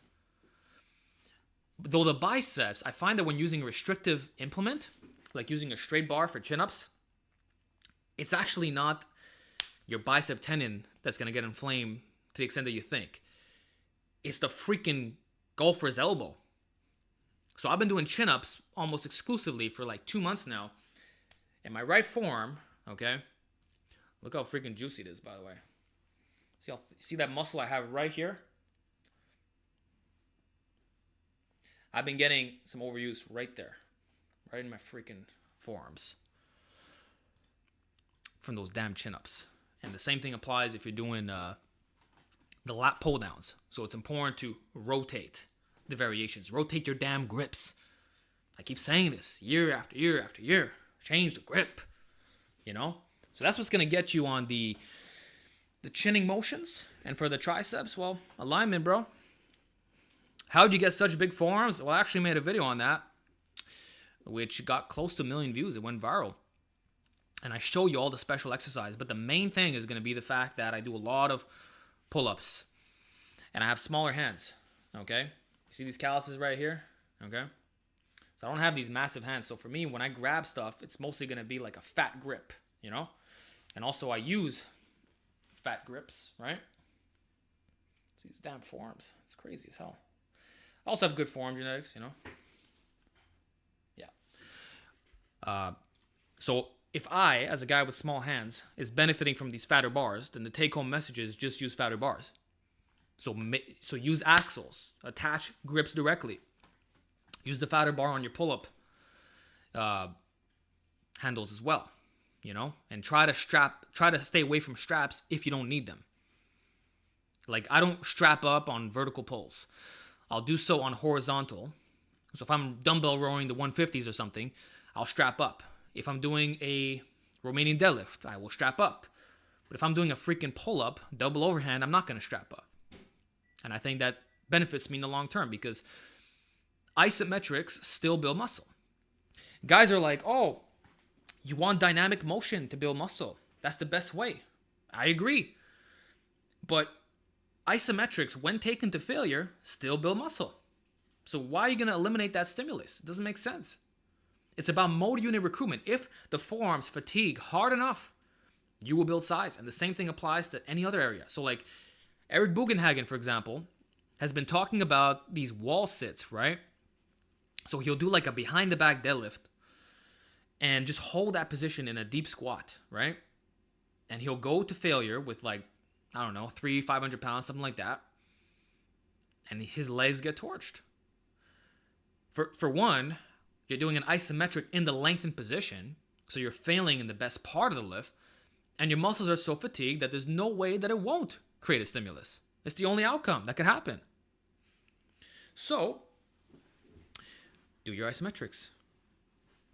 Grow from indirect work. Trust me, it adds up, because these days I barely even do flexion and extension work. And I don't think it's just the genetics aspect. There's something to the fact that I can lift some pretty heavy weights. You know, like even my dumbbells are naturally thicker. My handles are not like the ones at the gym. And I've done fat grip pull-ups with 95 pounds for reps. It's like a 2 to 2.5 inch bar. It's pretty thick. Okay, you've seen it in my videos. I do 95 for reps. Okay. Good pacing here. Hope everyone is using the Christmas bulk well. See, that's the thing, right? Guys can complain that, oh no, I gained a bunch of weight during the holidays. Which is true, it sucks, you know? But you can also look at it like, you know what? I made some muscle gains during the holidays. I got stronger. And that's actually what happened to me. My reverse grip bench improved just a little bit. Even though I was cutting for like 2 months. Well, 15 weeks I was cutting for. Well, not 15 weeks, 15 workouts, my bad. Because I categorize my folders like that, so. Y'all taking notes? No. I'm going to, by the way, guys, I am going to timestamp this Q&A once it is complete. So no one has to do it. Just let me take care of things. Real Ben Maynard. Just wanted to thank you for helping me push through some of the stereotypes of calisthenics. I'm sure you see my comments. 6'3", 245 up to 27 dips. Hell yes. You're very strong for doing that, by the way. That's like... So if you're 245... One second. And I was 185. So 245 minus 185. I'm bad at math, by the way. That's like me doing 60-pound dips for 27 reps. That is really freaking strong. And you have long arms. I don't. So I'm not surprised that you're jacked. I'm not surprised that you're representing calisthenics. And I always see this. I see these comments. Street lifting is transforming my physique. And it's not just one dude. Everyone who specializes in dips and pull-ups gets results, including the street lifters who don't even care about hypertrophy. That they're using optimized technique. They're doing explosive type training. And here we got another subscriber who's a big boy showing how it's done with a basic dip. And you want to know something crazy? When I go to the gym, I'm the only one doing dips. I don't see anyone strapping weight around their waist. Or if they do body weight, they can hit like 5. And then they just drop. It's like, whoa. You got up your standards. And to me, that standard is going to be doing 30 dips one shot. And for those who say, oh, it's unrealistic. Hell no, it's not. Bro, 10 years ago, when it was just a New York scene in calisthenics, we had guys doing 30 to 50 dips a set. You know, like I was doing that before I ever touched a weight. You saw me do 73 dips. 30 down dips, which is 465 reps. You can do that in less than an hour. So the thought of doing one set of 30 as a burnout is not unrealistic. And those who listen, those who accept the fact that it's totally doable will reap the rewards. I'm telling you. Up your standards. Like our jacked, tall friend here, who's also heavy. If he can do it, then everyone who's in this comment section can also do it. Hey, Alex, my super chat got lost. Did it now. 24 Swiffer, right? Where are you? Sorry about that, brother. I'm doing Control F. It did get lost. Sorry about that, dude. Like I said at the beginning, any super chats that I missed, I will answer them directly. Like once this Q&A is done, I'm gonna respond in full, right? I'm gonna give you a nice long paragraph. But if you still have them, please repost it, and I can do that right now. But if I don't see it now, it's gonna have to be later.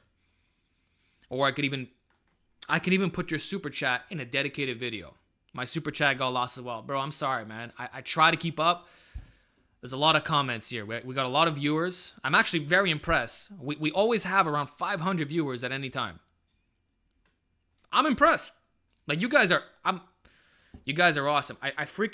I make a random Q&A on New Year's, and I got all you amazing guys coming in, showing love. I'm blown away. Thank you. Thank you so much. And we've had a lot of donations. We've had a lot of great questions. I'm really enjoying this. I don't know how much longer I'm going to go on, though. I actually have to pee, but I'll tough it out for you guys. This has been an hour and a half. I would say 30 minutes more, max. Thoughts on marijuana, Alex? I've never used it, so there's nothing to say, except for the fact that I'm generally anti-drug, but marijuana is not a drug, right? So it'd be stupid if I said that. But I don't like relying on substances to feel a certain way or get an effect, you know? The only thing I'd be more... No, I'm not into that. Even alcohol, guys, I've been seriously considering, like, just getting it out of my life. Like, going straight edge all the way. Like, I'll say this. I've never smoked a cigarette. I've never smoked marijuana.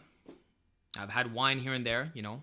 You go to SAC, you pick up a bottle or something, but I only have it during holidays or little events here and there. But I would be totally cool switching to sparkling juice. I don't need booze to feel good. And the thing is, guys, if you gotta be in, like, if you're in a certain location that you don't enjoy being at, and you need to ingest this stuff to feel a certain kind of way, well, maybe you shouldn't be there. Maybe that's a sign that you don't enjoy this activity. And I've realized that if I'm somewhere and I'm like, damn, I need a drink, it's because it's not for me. I don't like that environment. So instead of just instead of taking the alcohol, I'll just not drink anything and I'll go to a place that I want to be at. And that's it. And you move on with your life. Natural hypertrophy just cool when Alex said he will quit alcohol. I'm considering it, man. I'm really considering it. You know, because I don't drink a lot of it, but you know, for certain events, I don't know, like I have a bottle of wine that's like over 10 years old. It's just sitting there. I want to save it for a special moment, and I'm probably gonna drink that, definitely. But for any other thing, like, why should I have any? You know, I know even my man Lee from Strong and Conditioned made a full video on this recently. It's like 50 minutes. He talks about his experiences as like a guy living in Scotland. You know, how it's a big part of the culture. You're a young kid and you're still drinking. You're asking grown-ups to buy for you, you know? I don't feel you need that stuff. And you know what? There's no health benefits to alcohol. And what people say about the wine thing, from what I've looked at the data, it's sedentary people. That if they have like a drink a week, it seems to be health promoting, maybe because of the polyphenols and the antioxidants, you know, from the grapes. But why not just have the whole food? Why not just eat more fruits? You know, you don't need that. Or have alcohol-free wine. That's an option, right? So I think, I don't know, I'm thinking about going straight edge all the way. Like, I'm going natty on everything, guys. The best diet, the cleanest lifestyle. I want everything about me to be consistent. 3 plates on the bench is this year's big goal for me. Well, you got a whole year to do it. If your bench is at 275, I'd say you can totally do it. Maybe even in 6 months. Who knows? No, it's rich people who drink wine once a week. The data is skewed. Rich people tend to have better health than poor people. You know what? That's possible as well. We have to identify what the causative factors are. And when we analyze the fact that there's no health benefits to consuming alcohol, you have to ask, why are some studies showing that a little bit of wine does help? Well, you can look at the mechanism of what I said earlier, or you can attribute it to something else. So that would make sense for sure.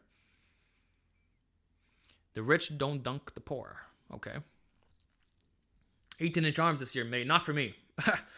My arms are going to be under 16 because I'm going to get shredded again. But you know, it'd be a really good goal on my end. If I can be 8% body fat with 16-inch arms, I'd be real happy. Oh, yeah. So let's see if I can maintain the same amount of muscle or keep a little bit more. But I'm not going to... I already know this is going to not be the most productive year of gains, just because I'm choosing to be at a lower body fat. And of course, at the beginning, I talked about, see, this guy's 15.85 shredded arms. That's actually huge. People don't realize what that is, you know, especially if you're shorter, which is a lot of bodybuilders. A lot of good comments here. Happy New Year. Happy New Year too. How many calories do you eat when you get under 10% body fat? So for me, it was 1,800 calories. I found that with 1,800 alone, I was able to get down to 152 pounds. But the moment I hit 152, guys, I swear to God, I completely plateaued. Like, I was not losing any weight on 1,800. Like, I was the same weight for weeks. And I was getting concerned because my competition was getting closer. But when you're that low in body fat, you feel so shit that it's like, it's hard to hold on to that state. It's hard maintaining at a low body fat eating 1,800. So it's like, I gotta do something more extreme. So I brought it down to 1,500. I lost like another pound. And then again, it was being slow. So my final caloric intake was 1,350. And that was with cardio. Except for the end, it was very difficult to walk. So I had to drop that. So it's just a downward spiral. But 1,800 is definitely enough to get you single-digit body fat. You don't need to go lower than that unless you are trying to compete in bodybuilding. And this is natural bodybuilding because you are going to lose muscle. You're going to be smaller, and therefore your TDEE is going to be less. And because your hormones are down in the gutter, you have no drive for anything in life. your NEAT is just low. So it's not like those enhanced dudes that are eating in the 2000s. That's not gonna happen. Like, bro, C-Bum consumes 1,800 calories to get like shredded world class, you know? And he still feels somewhat fine comparatively. A Natty has to go below that to be the best level of natural bodybuilding, you know? Like in the WNBF, that's what you see. Look at the guy at the paid question. All right. Try Frost Source. Thank you for your donation. When it comes to lifters with physical labor jobs, any tips specifically for programming, patterns to cut down on, muscles to focus on, maintain, etc.? So the main thing you're going to have to be concerned about is posterior chain overuse. So I actually might recommend lowering your hip hinge volume or training your legs with less frequency. Or if you're going to keep that the same, reduce the axial loading stuff as much as possible. So if you're bending over all day, constantly picking stuff up, then your spinal erectors are going to get a lot of stimulus. Maybe not the best from a hypertrophy perspective, but endurance-wise, yes. And movement pattern-wise, absolutely. You are accumulating some overuse, and that's going to affect your lifting. Now, one argument could be that because you're doing so much of it, you're technically stronger and can handle even more axial loading, but I would lean in the other direction that it's probably going to compromise your recovery in a certain way, and therefore it would be smaller to blend your system. So the first and most important thing is to stop doing so many squats and deadlifts, or at least use variations that are more out of less weight base, but not spinal erector biased. What I mean is, don't do an ATG good morning, because even though you are getting more out of less weight, the fact is you're going so much deeper that it's going to hit the spinal erectors proportionally more than the glutes. Therefore, you want to stick to your active range on those good mornings, and instead of increasing ROM, change the bar. So you would use you would use the SSB to shift the weight more in front of the body, and then you might include chains in addition to that in order to modify the strength curve so that's lighter in the bottom. So you're still getting that movement pattern. You're still going to thicken the posterior chain with worse leverages, but you're not going to accumulate as much overuse. So that's how I would do it with the hip hinges. And then the squats, stay away from low bar squats. Stay away from powerlifting squats. Stay away from any squat that allows you to go heavy as hell. But also, don't do the variations that hit the core too hard. Meaning, it might be difficult to do a lot of Zercher squats and front squats. But an SSB squat might be in the cards, especially if it's dead stop off pins with tempo, with pausing the bottom. So there's ways to build the primary movers without targeting all this extra stuff that might compromise your recovery. That's all you have to do for legs. Or in general, just do machines only. Hack squat, leg press, pendulum squat, belt squat. You don't need to put a bar on your back in order to get huge legs. Natty Life, Happy New Year, brother. Glad I finally caught on these streams. Thank you for being here, brother, and congratulations to you on the tremendous success of your channel. I love to see it. Channels like yours keep me going. It keeps me motivated. It keeps me excited for the Natty community. And I completely agree with your perspectives on current natural bodybuilding or just bodybuilding in general, that it's a disgusting freak show, that it's not about health. And I like the examples that you reference. I love how well thought out and organized your videos are. Everything you put out is an absolute gem. I watch all your videos, from shorts to longs. Game changer. Thank you for being here, and thank you for your support. And we should definitely collaborate in the near future. But I'm just complimenting you, bro. It's not about me. Now, what was I saying before that? All right, back to the question, right? So you want to minimize lower body overuse. And then for the upper body, again, less standing overhead press, more seated, less bent over rowing, more chest supported, or the inverted rows. If you just do those things, I feel you're basically covered. The rest you'll adapt. The other stuff, it depends on the nature of your work. What you're more likely, which I don't know, you didn't specify what that is. But as long as you pay attention to overall axial loading, you should be in the clear. So I hope that answers your question. Let me know if you need a bit more clarification, and that's it. My man Seth Lewis, will you ever do a full day of eating? Oh, I don't know. I freaking hate those videos. But Yeah, probably, if you guys really want to see it. I'm going to make some diet content.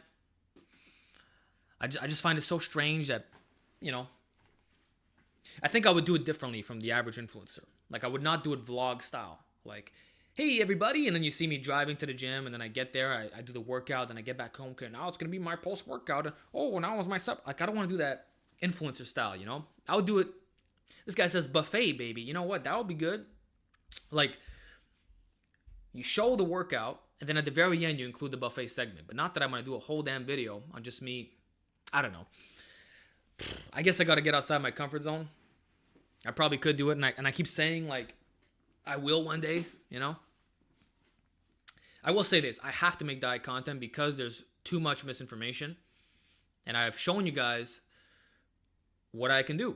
I'm one of the only guys who can gain 30 to 50 pounds and then lose it all at the same time. Like, I can gain and lose perfectly. No problem. I never fail. Failure is impossible with me. I always succeed on my diet goals. I know exactly what I am doing. And I can give you reasons for everything. And actually study the freaking research. I'm well aware. I'm always up to date with this stuff. I spend a lot of time learning about diet. And some of my beliefs are challenged on a monthly basis even. I just don't share it because I feel like training is the most important thing when it comes to making gains. I feel like the diet advice is better for health, or if you're trying to bulk or get shredded, but like at some point you've basically covered it all, you know? Don't fail because you don't like food. I love food. I'm freaking Mediterranean, bro, and I have a massive appetite. So if I'm able to gain all that fat, if I'm able to gain 30 pounds of fat after a couple months, clearly that indicates something, right? And then lose it all immediately after. There's not only discipline, but the know-how. So I feel like I have a lot to offer when it comes to diet, and it's not going to be your typical bro advice. Here's something I can promise you guys.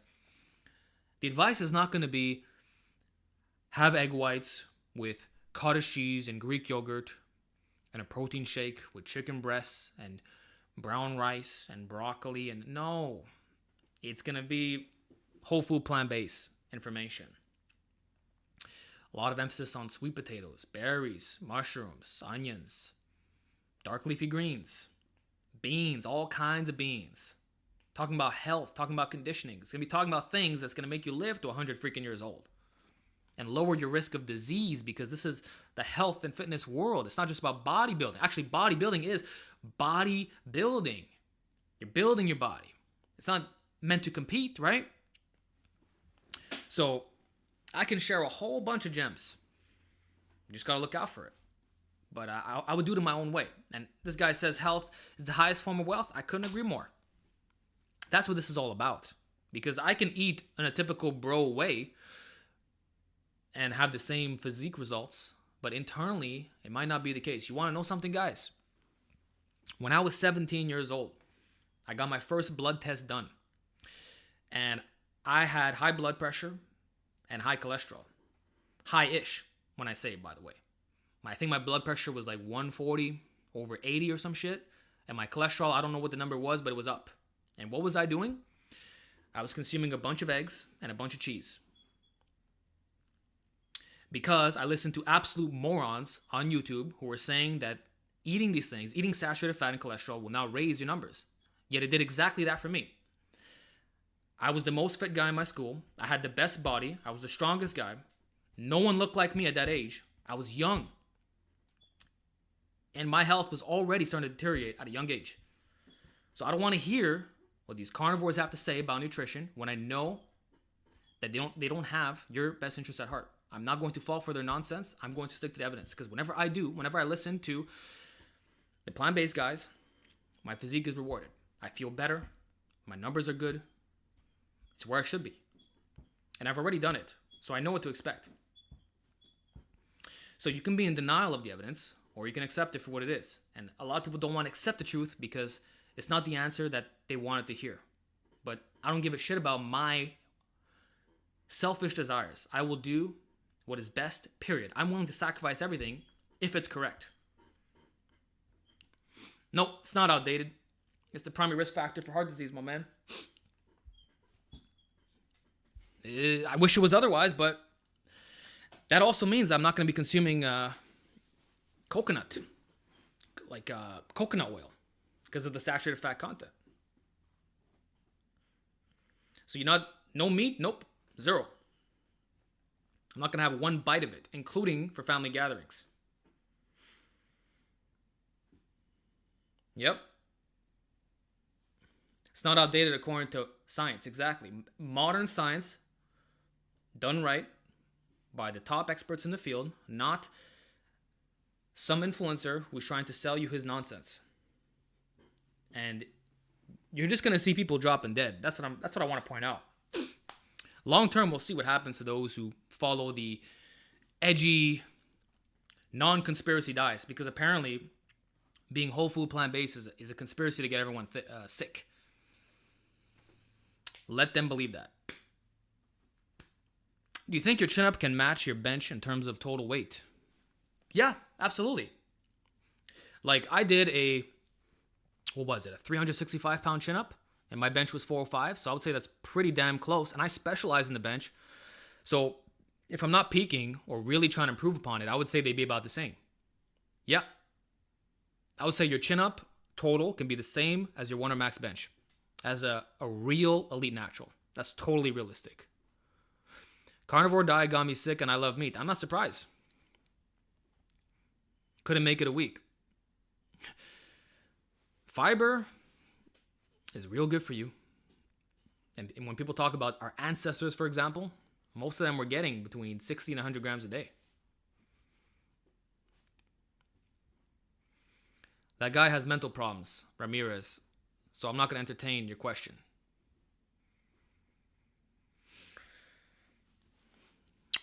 What would you say are your top 5 exercises for every muscle group? I never like these questions because there's always a variation that could be more appropriate under certain circumstances.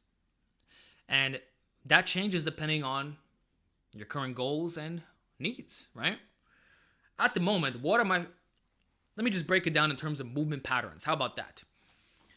My favorite horizontal press is probably just a regular flat barbell bench press with a controlled tempo. This way I don't need to load 315 for reps.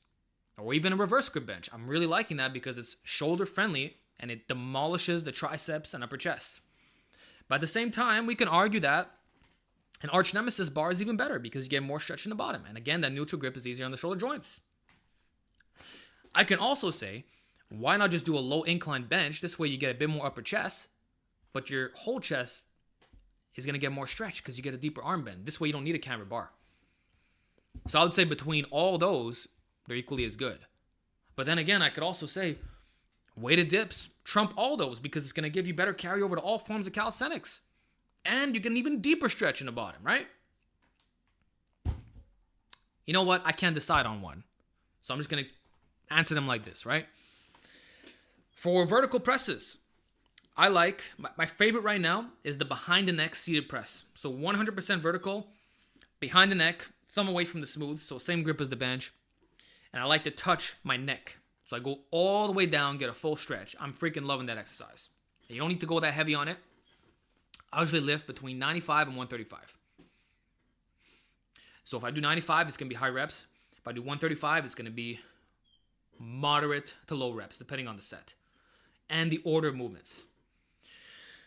So that's my favorite at the current, like right now, because it also hits the side delts, right? I like standing OHP, normal with tempo, and I like the AD press. So one stop down from 100% vertical, sitting down, you're good. In terms of horizontal pulls, I like the Dr. Mike bent over barbell row. Because again, between 135 and 185, done at the end of your workout, it's more than enough for your upper back. And your spinal erectors will not fatigue because if you do it right, that's how it's supposed to be. And if you actually focus on your spinal erectors on the side by doing good mornings and a lot of axial load motions, like what the hell is 155 or whatever's in between, It doesn't matter. So I like bent over rowing again. Now I might start doing more T-bar rows as well because it's actually length and biased. It's the only free way to row that focuses on the stretch. which is crazy, but that's the reality. I also like inverted rows done in my cable station, which looks weird, but it freaking works. It was basically the only row that I did for my competition. You saw the gains, so guys need to stop sleeping on it. And I do inverted rows off the power rack, and I control the tempo again. This way I don't need to wear a weighted vest. So back in the day, you'll see it in a couple of my workout videos. I have this the Kensui weight vest on, which is amazing, right? So you just stack the plates on your chest, or you wear a backpack, and you would elevate your feet on a plow box, right? Which is fantastic. And then you grab onto gymnastic rings to get more range of motion, right? Great. I can do the same thing at the top of my power rack. And the one that I have now by Bells of Steel is longer, right? So now my leverages are even worse. So you don't have to go weighted. If I want to make it even harder, I'll use rings. And then I like good old dumbbell rows. I'll put my hand on something stable like a bench or the actual station, and I'll just do what I got to do. So you don't have to have any complicated setups. And then for vertical pulls, super wide grip pull-ups are number one. I've been enjoying my chin-ups again. The only issue with them is that you tend to get a bit of golfer's elbow, but I like the stretch and the squeeze. And ring pull-ups, and also archer ring chins, because it allows me to get the unilateral benefits of one-arm work, but in a scalable way. So especially if you're bulked up, it's hard to get reps of one-arm chins, and there's a lot of torso rotation and instability. It's just very hard to progress on. Like, it might take me another year just to add one rep to my freaking best set. So I like archer ring chins. And I also like my ghetto pull downs, usually with the spreader bar. And these days I've been, most of my pulling volume has been with a supinated grip, just so I can maximize the biceps indirect volume, because yes, it does add up. And yeah, those are for the major movement patterns. I know I didn't say top 5 muscles, but that basically covers what you need to know. Oh, for legs, I forgot about that. Favorite squat? Whew. Probably the SSB pause squat. So I will slow down the tempo. I will hold the bottom for a second or two. And then just, yeah, I'm done off that. And I like it with straps as well, because it's easy on the knees. I don't do it off a box, although it will be the same benefits. I've also gotten into front squats again, and I use it with a Zercher harness, which it goes both ways. So you have your little hooks at the top that you can attach, right? And you have the ones at the bottom that's traditional Zercher style. But for me personally, I never had an issue with normal Zerchers. Like, I'm cool with doing this, and it strengthens the tendons as well, right? And if you want to get into Zercher deadlifts and stuff like that, you want that specificity. But for front squats, the clean grip is very annoying. And why not just have it standardized directly with the harness? So that's what I use for front squats. Yeah, like a choke, exactly. And then belt squats. Those are the best because there's no pressure on your spine. You go ATG all the way down. If you need more range of motion, depending on your setup, you stand on mats. So I have those by Bells of Steel. They're fantastic. But I actually don't need them for the belt squat because I'm already ATG even without them. But technically, you can get even further. And then I also like pendulum sissy squats for the rectus femoris. I also have the Bells of Steel leg extension attachment, but it has a weird strength curve unless you band it. And I don't like having to set it up and down all the time. It's easier for me to just clip my daisy chain and do some freaking sissy squats. And then for the posterior chain, I love good mornings, man. That's all I do. RDLs are great as well, but I'd probably prefer them with dumbbells just because it's easier to set up. So just grab the heaviest dumbbells in your gym. You don't have to load them, you know. In addition to lunges, but specifically in reverse because they're easier on the knees. So you alternate back and forth, one step back, you know. You can do it with dumbbells in your hand or the Zercher position. And if you're too strong, if you max out the dumbbell stack for high reps, then just stand on the mats. Again, like I said for the belt squat, now you get more knee bend in the bottom. So you should be good even with like 100 pounds. So that's what I like to do for my entire body. Upper back, I love doing my chest expander stuff. Also hits the rear delts. My God, these questions keep coming, guys. Man, Alex, I saw your video benching 405. Congrats, your video on benching dumbbells. Yes, I still do them wrong. The thing is, man, a lot of what I used to say about dumbbell form being incorrect, that you want to tuck in a little bit more, is based on powerlifting arguments. And there's like so many different ways to analyze this, right? So powerlifters will say that if you tuck your elbows in, it's going to be more triceps and it's easier on the shoulder joints, which is true. But then you'll also have biomechanics guys saying that because you're using a 3D modeling of the rib cage, that if you have your arm flared out to here, it actually stretches the pecs less than having it down here. Yet anecdotally, that's not what we feel, right? But feelings can be misleading. So what's true? Is the tuck more chest or more triceps and delts?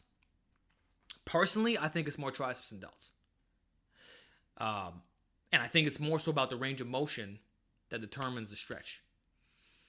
Or how far out your arm is coming. So you can still be, like, technically you can still be tucked in like this, but if you're doing more of like a fly press, that's going to stretch out your pecs quite comparably to being flared out like this. But this flared out position is not necessarily bad for the shoulder joints, especially if you use hypertrophy specific techniques. So when I was working out with Dr. Mike, they told me to do it like this, like all the way out, right?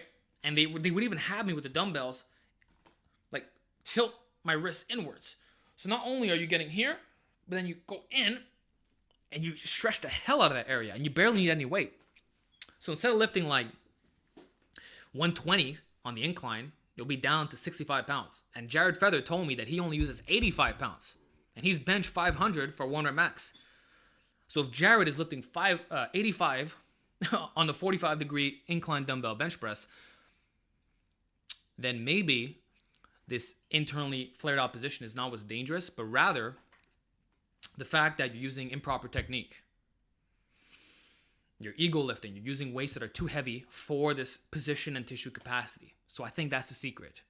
And that's what I've been doing for my incline work. So I do the guillotine style. Feels great on the upper chest. I have no pain whatsoever, but I control the hell out of that tempo and I pause in the bottom and I use the cue of resisting the puppet master.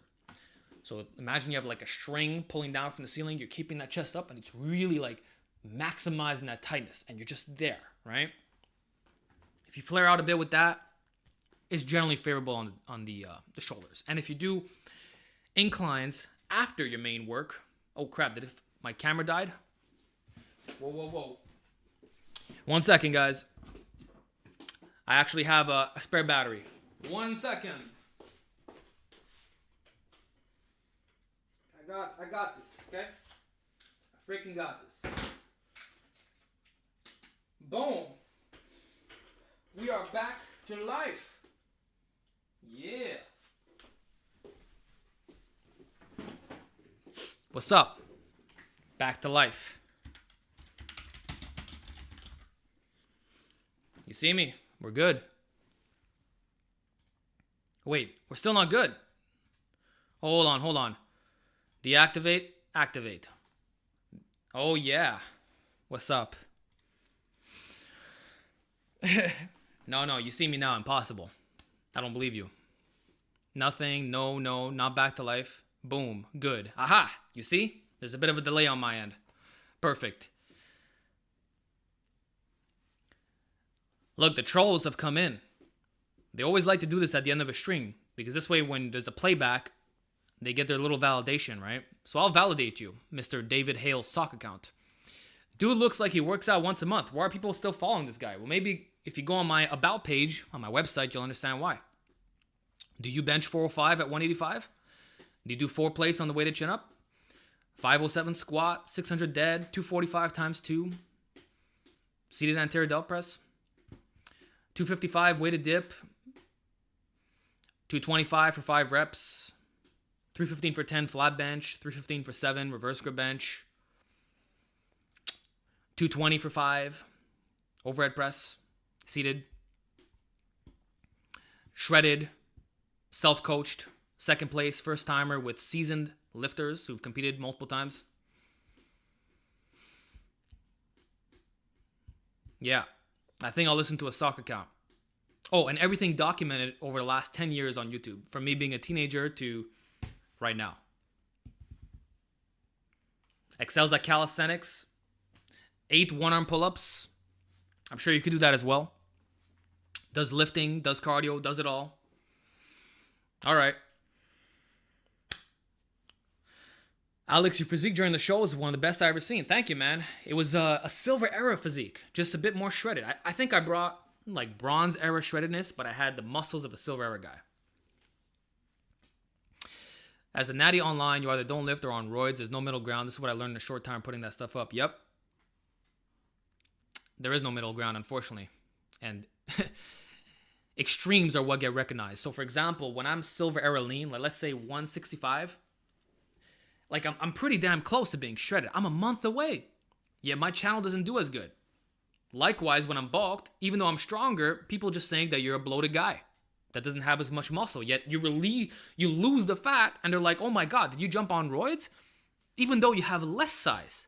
You tried to maintain your muscle. You're weaker and smaller, yet people are like, whoa, look at all the gains you've made.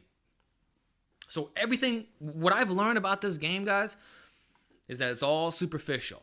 It all goes back to how you look. And the most important thing is the leanness and just looking good in front of a camera. No more depth of knowledge, more dense, more units. Yeah, it's like people don't even care about what you're saying that much. It's literally, if you look good, you can say anything, which is crazy as hell. But that's where we're at, you know. And the same guy will get less respect in a different physique status, even though he's trying to make gains, you know. He's bulking because he wants to be bigger, and that's what's actually getting him the results year after year. But in the process, while he's in the gaining phase, he's not respected. But once he reveals what's already been there, they're like, holy crap, when do you make these gains all of a sudden? Well, I've been making these gains for God knows how long. And if you would have seen the behind the scenes, if you would have watched the bulking vlogs, you would understand what goes into building this physique, and you can do the exact same thing. And that's why I say I'm nothing special. Whatever I do, you could do it too, within reason. Bullseye Strength, where is your super chat? I think I lost it. I don't have it here, man. Oopsie. You know what it is, man? I'm trying to answer the super chats and also the comment section. I'm trying to do both at the same time so that it's not just me answering those who paid to get their question asked. Creatine health benefits. I believe it's good for cognition. Oh, what happened here again? Did I lose my freaking... No, impossible. Did this... No, we're good. Yeah, it's mostly cognition. Alex, could you answer my super chat? I don't see your super chat. That's the problem. I'm sorry about that. Like I said, top chat. No, it's not here. Fan funding. Oh, yeah, I have them. I found them. I freaking found them, guys. Okay. Oh, okay. So I'm going to answer these paid questions, and then we'll see how it goes from there. Fan funding. Let's see what I missed. Wow. Okay, first question by Yo.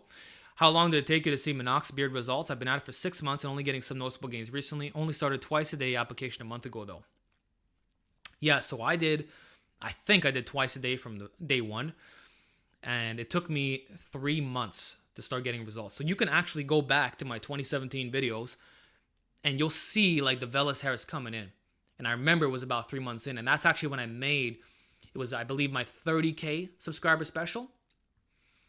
So the fact that you're getting results now, I mean, yeah, it's 6 months, but you're seeing something. So the key is to not stop. So for you, maybe you'll have to be on minoxidil for 2 years. For me, I was on it for 14 months. And I believe that by the 9-month mark, it was kind of starting to plateau. Like I wasn't seeing any more gains. And actually, there was a side effect of minoxidil, which is that I got hairier everywhere else. So it actually even helped my density up here. And I think my hair was darker at the time. So minoxidil will do that because it gets absorbed in the freaking bloodstream, you know? So you're going to notice your knuckles are going to get hairier. You might get a little bit more chest hair, a bit more density up here. Even if you're not applying it topically, when using it twice a day like that, it gets absorbed systemically. So that's what you can expect. But I did it for 14 months, and then I got off. And the gains, I lost a little bit of gains here, but then it came right back. It came back because I was supposed to have a beard. I was just freaking impatient. I was a lot younger, you know. The thing is, once you hit 25 years old, your beard will get even thicker. Like, I notice it now, guys. I have to shave my neckline at least every other day. Because if I don't, it gets bushy fast. And it starts lower. I don't have a high neckline. So you can see right here, it's like right above my Adam's apple. Some guys are like all the way down here. But I used to be like up, you know. So it was easy to line it. Now it's like I'm constantly going at it. And I actually shaved the damn neckline, you know. Just shaved my head. Really nice. Yeah, it's a great feeling. I recommend you use a double-edged safety razor. I use the Rockwell 30C with the Persona blades, I believe. And I do it 2 to 3 times a week. And I do 3 passes. So I do 1 pass normal. Then I do 1 pass against the grain. And then I squeeze out the rest that's in the freaking the brush. It's synthetic, by the way. And then I do it, you know. And if there's any left in the bowl, I'll use that for my neck, you know. But it's actually, once you get good at it, it'll take you 15 minutes max. Yeah, double-edged safety razor, that's exclusively how I raise my head. And you never get razor bumps. There's a bit of a learning curve to it, but once you master it, you save a lot of money. And the best part is, you can change the blade every time because you don't care. So I'm bougie like that. I'll use a new blade every time I shave my head. Like, I can milk it. I can use it 2 or 3 times, but screw that. I want the cleanest shave. So it's a meditative experience, you know? I highly recommend you give it a shot. And also, there's different attachments that you can use. Like, they go from, like, if you use a number 1 with the Rockwell double-edged safety razor, it's if you have sensitive skin, right? So that's good if using that on your face on a daily basis, you know? If you grow out your hair for like a week, go to number 7, it'll cut right through it. But you can cut your damn head off if you're trying to do that every day, you know? So depending on how many days you didn't shave your head in between, you change the actual attachment itself. You look really good, bro. Thank you. This is me without the glasses. My eyes are getting worse, by the way. Like, I have a hard time reading these questions like this. You know, I didn't plan on wearing them. See, it's like this. If I close my right eye, I can't read one word. I have to get this close to see. You better have CPU cooling. Yeah, of course, bro. I got the best build on the market. You can't get better than this PC right now. And I specifically did it for editing purposes, for 6K footage and rendering, because my renders were taking 3 hours, which was just not doable. And when I would have all these clips on the timeline, it would lag like crazy. It would crash. I'm like, no, I can't go on like this. Vegan, my bro. Are you planning to get shredded this year? Yep. 8 to 10% body fat. I'm not going to get contest shredded. I'm going to get right before the point I felt like I was going to freaking die, which I think is doable. But it's going to still require a lot of discipline. All right, back to super chat. So, fan funding. We got my man. What are your goals? I already addressed that. Thank you for the donation crusher. I love bodyweight training. Would it be a problem if I did full body 2 to 3 times, 6 times a week, hundreds of reps? Yes, but you're going to have to lower your volume. So whatever your total volume is, divide that by the number of sessions. So if you're doing 6 days a week, let's say you're doing freaking 12 sets a week per muscle, right? Divided by 6. Sorry, let me rephrase this. So right now you're doing full body 2 to 3 times a week, and you're going to double your frequency to 6 times. My first question would be, why do you want to do 6 times a week? Okay. What advantage is there other than psychological benefit? Because hypertrophy wise, it's going to be the exact same thing, provided that volume is equalized. That's what matters the most. And the other question is, why are you going to do hundreds of repetitions when it is the most fatigue inducing? Like, are you just going to be doing down workouts exclusively for the next God knows how long? Like, isn't that going to lead to overuse? Doesn't that get boring fast? I don't know. What's the purpose of doing super high frequency with hundreds and hundreds of reps? I don't get it. Why not use, let's say, the 5 to 30 rep range with a normal frequency 2 to 4 times a week? So every other day, 48 to 72 hours between sessions. Why not do that and save yourself all the fatigue and headaches? Because this could lead to a lot of problems. So I don't understand this obsession with wanting to do everything, as much as you can. So if you're going to do that, well, yeah, you're going to need a lot of sets. Sorry, you're not going to need a lot. If you're doing the super high reps, you'll have no choice but to do a bunch of sets, right? By the same time, you're trying to equate weekly volume, which could be complicated in its own right because of the repetitions, right? So I don't know what to say other than try to equalize the number of hard sets. So let's say you're doing, a 15 down dip workout, and it's only the last 5 sets that get difficult. Well, count those as your hard sets. Don't count all the other stuff.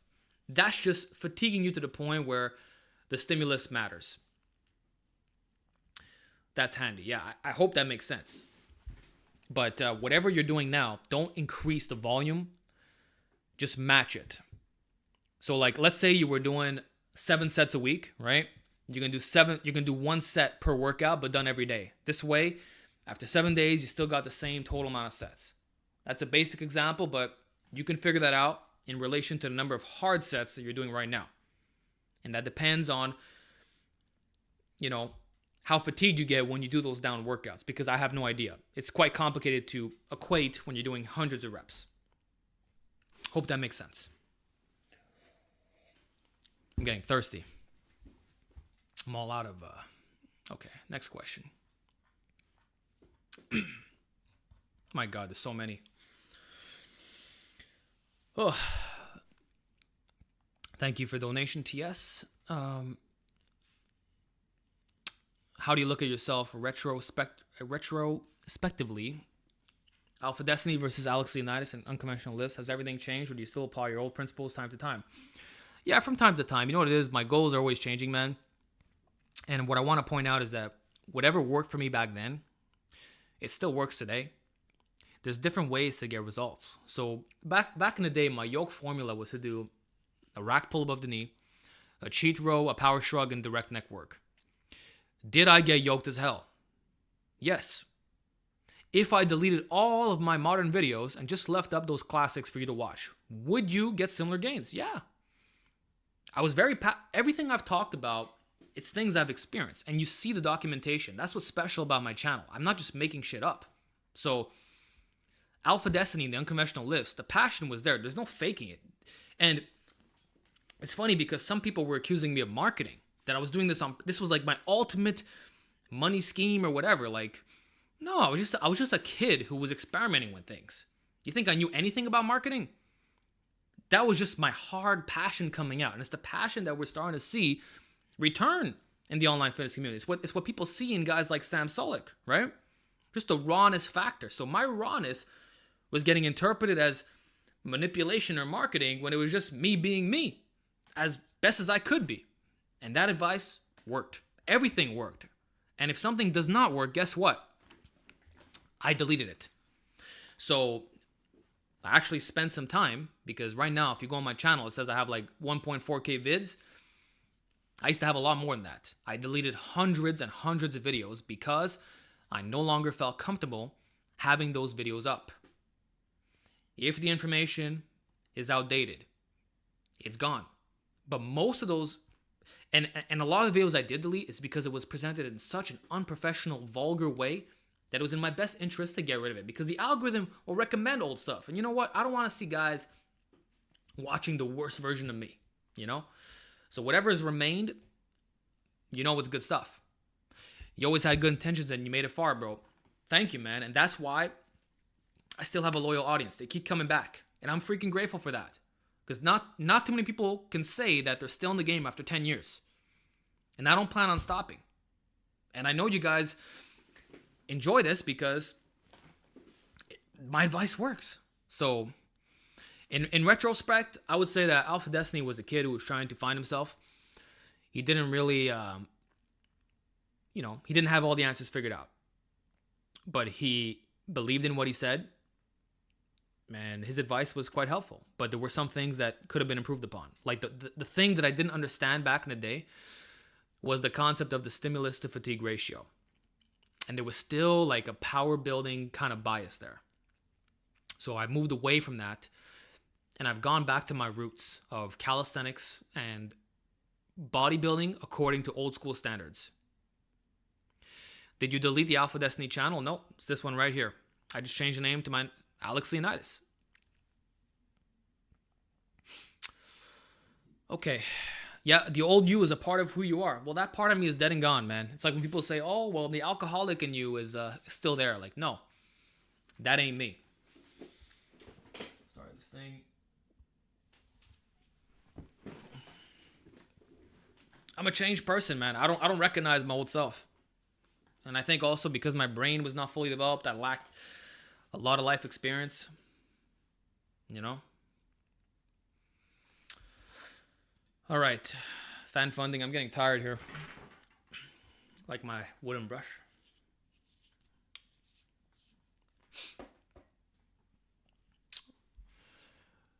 Let's see here. My God, there's a lot of questions.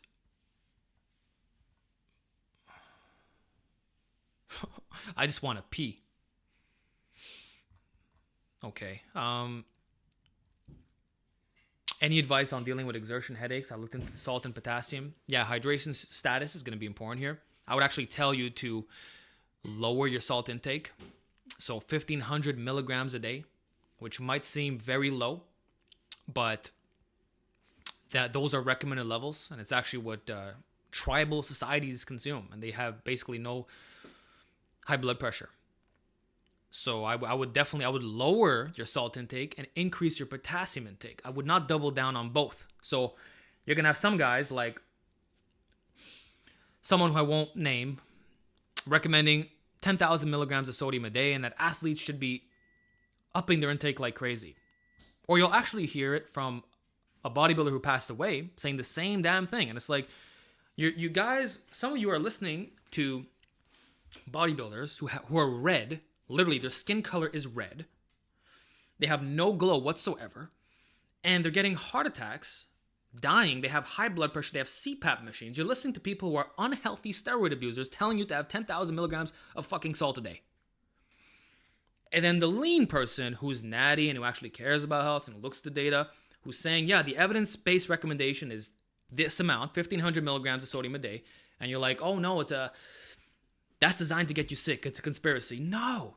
Lower your damn salt intake. It's the one thing that you should not be adding to your food. But you could increase your potassium. You can get potassium chloride powder and add it to your food. And you can increase your dark leafy greens. So that's what I recommend for that. And also, train your neck. I used to get exertion headaches all the time, specifically from barbell squats. And once I started doing neck extensions with the harness, all that went away.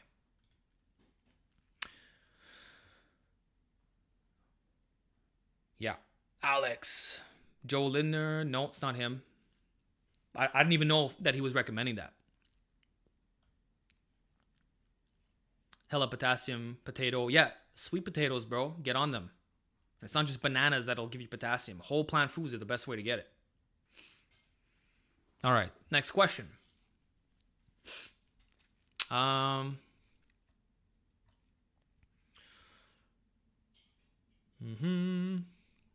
Back then as a beginner and now, will all your meals contain more than 2 to 3 grams of leucine? How many meals per day? Last meal, many hours before bed? So the leucine thing, I don't care about. First of all, if you're eating like a proper whole food diet, you're going to get all the protein that you need. And even if you don't, even if you're low on leucine, well, you have one protein shake, which anyone can do, and you're set. Or you say forget about the protein because high protein diets can potentially age you due to increasing IGF-1. So who gives a shit? Just eat in a way that promotes health, and whatever happens, happens. And then asking about how many hours before bed, I believe it's 3 to 4 hours before bed. That's the recommended amount. And if you actually go to bed a little bit hungry, that's better than eating like right before. So I'm going to try to adopt that. So let's say you go to bed at midnight, 9 o'clock tops should be your last meal. And it should be a smaller meal. So you don't want to be digesting all this while you're laying down. But I think these things are not that important necessarily when calories are equated and you're just consuming whole foods overall. Like if you're not following a processed junk diet, I don't think this matters that much. I could be wrong though.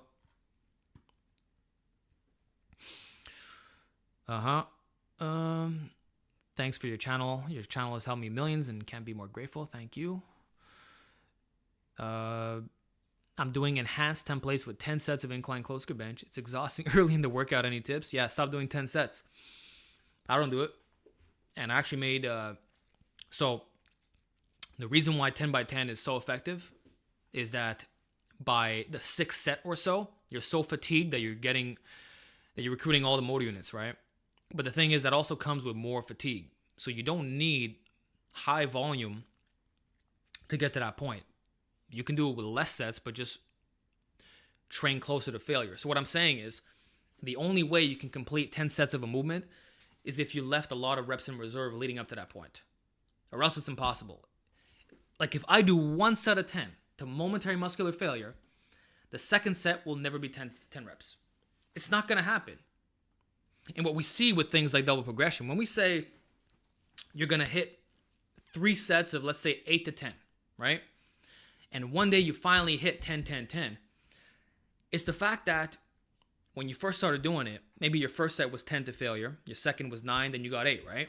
But then the next time you repeated that workout, you still got 10 reps, but you actually had 1 left in the tank, which made it easier to progress on those following 2 sets.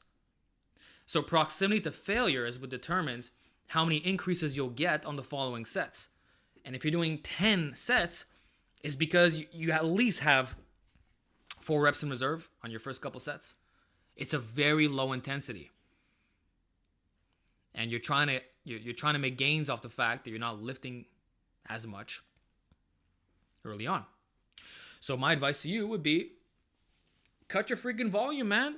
Do 2 sets, 3 sets, but go to failure or go stick to the 0 to 2 reps in reserve zone. You don't need to be training at low RPEs if your goal is bodybuilding. And if you're doing the incline close grip bench, I assume that's what that's for, you know. I think reps in reserve training is a bit better for strength training, but for mass, especially on a bodybuilding exercise like that, there's more efficient ways to train. Okay. Thoughts on isolation versus compound being outdated. I don't know what you mean by outdated, but I think the general consensus is still that compounds are generally better, but that for certain stubborn muscles, it could be wise to also add in some isolations. So obviously, you can't just do chin-ups to get big biceps. They might build you a nice base, but if you're not doing the actual function of the biceps, which is elbow flexion, then you're not maximizing your gains. You might have an inch less or even 2 inches. Who knows? So I think smart people will mix in both, but that counting compounds for a certain small muscle as volume is potentially misguided.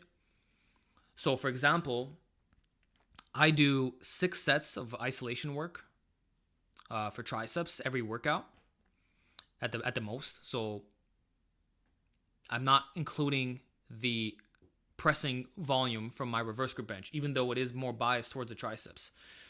So I know it's effective. I know it's giving me some stimulus, but I personally don't count it. So I think the idea of like counting compounds as a full set for a small muscle is definitely outdated. And it can, in general, be difficult to quantify. Like if you say it's a half set, that's still like, what is that? But you know, it doesn't change anything at the end of the day. You're still going to do both if you care to maximize development of a given area. So I think both should be included. And there will be some cases where you get very strong at a compound and the muscle is still small. So in my case, when it comes down to triceps, the only thing that grew them after getting to a 380 close grip bench was raising my extension and push down strength. I had to induce progressive overload on isolation work to get those extra measurements. It was the only thing that was going to work. That or get a freaking plus 405 close grip bench. And how long is that going to take? And how inefficient is that when you can just isolate the damn muscle? So I think that is where guys get confused. Your terminology is a godsend. Thank you. Now, I think I'm not the best at these live impromptu things, and I get tired, and I'm doing my best. But yeah, I'm just trying to be basic in my terminology, you know? I'm not trying to be overly confusing. And I hope you guys enjoy the way I speak in these lives. You know, when you've been going at this for, you know, almost 2.5 hours, it's hard. You feel your throat too, because you're just talking and talking. Not even my regular videos are this long, so. Holding in your pee for 2 hours. Bro, I've been holding it in. We definitely do. Thanks for doing this. It's great. Thank you. Thank you very much. Throat chakra, yeah. Okay, go back to this right here.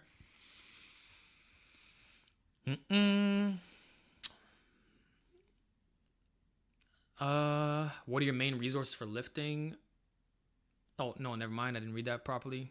That is a good question, though, but... Okay, neck tweaks. While overhead pressing, any suggestions on fixing this? I'm thinking of doing neck extension isolation. Thanks for your help. That's my man, Damian Paul. What's good? If you guys don't know, we actually did a podcast together. I believe it was a 1.5 years ago. So check out my man, Damian. I think I pinned it in the community tab. He's a very good interviewer, and he has a lot of great guests, including the Noble Natties. So, my man, Damian, neck tweaks while overhead pressing. The only thing I could think of is that you're overly extending your neck and you're standing up. So I might tell you to switch to the seated version, which can completely solve this problem. Other than that, I mean, you're going to press the way you want to press, right? So the only thing you realistically could do is strengthen the back of your neck. But like really focus on the overload training for the yoke. So I'm going to tell you to get strong and neck extensions. That's going to be the most important, not neck flexion or the neck side work, but specifically with a harness. And you're going to want to do it in a specific way where at the top, there's not much tension on the neck. What I mean is, you should probably do your neck extension standing up. If you do it bent over, like this, when you're here, like it's not the same position as if you're leaning back on overhead press like this. So joint angle specificity matters even when it comes to neck extension versus freaking compounds, even though you would think it's not connected. So start doing those. Also hit your shrugs a lot more. I recommend power shrugs because you can overload the muscle, and it's really that contraction part which is bothering your neck the most. And also when you do the overhead press, what's happening at the top? There's a bit of a shrug, right? So you need to reinforce that upwards movement, and the shrugs do that directly in addition to freaking glute raises. So don't just do side raises over here. Go all the way to the top, you know? And in general, I'd recommend doing more, like getting better at scapula control. I could even tell you that finding pull-up variations that are more biased towards the traps will help in reducing neck pain. So those are just some general suggestions that can help you out. But definitely the biggest one is going to be the neck extension. Hey Alex, what's the best way to reach 60 kilo weighted pull-up? I'm training 3 times a week, high intensity, low volume, and I train pause and lockout. Well, those are the best movements you could do. You know, you always want to do a full range of motion. This way you build that explosiveness from the bottom, dead hang, and that's what you do in competition. And the lockouts will radiate 15 degrees from the top and bottom. So what I'm saying is, if you do chin-ups where you're holding it here, that's going to help you if you're trying to learn chest to bar. And it's also going to help you in this part of the range as well. So you're not just training the middle portion here. It's helping up and below. So that's why you have to do them.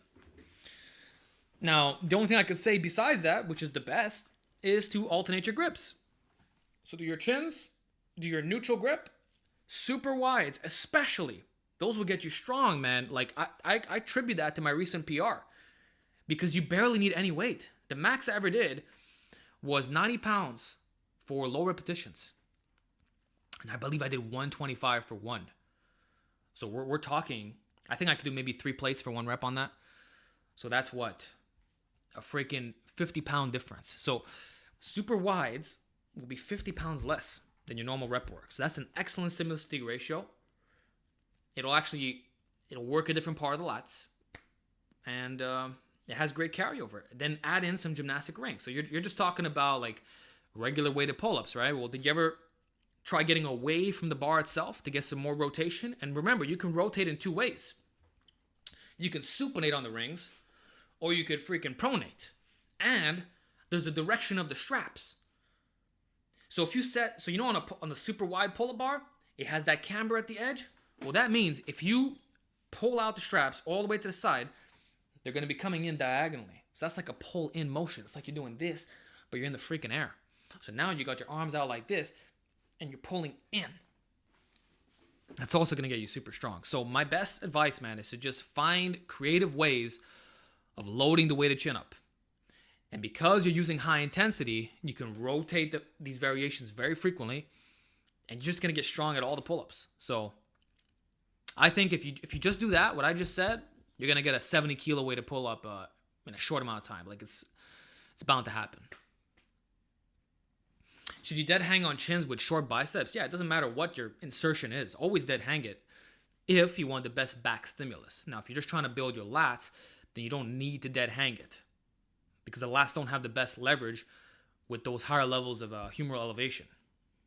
So that's going to actually be your freaking traps, your rhomboids, your rear delts, even your pecs, believe it or not.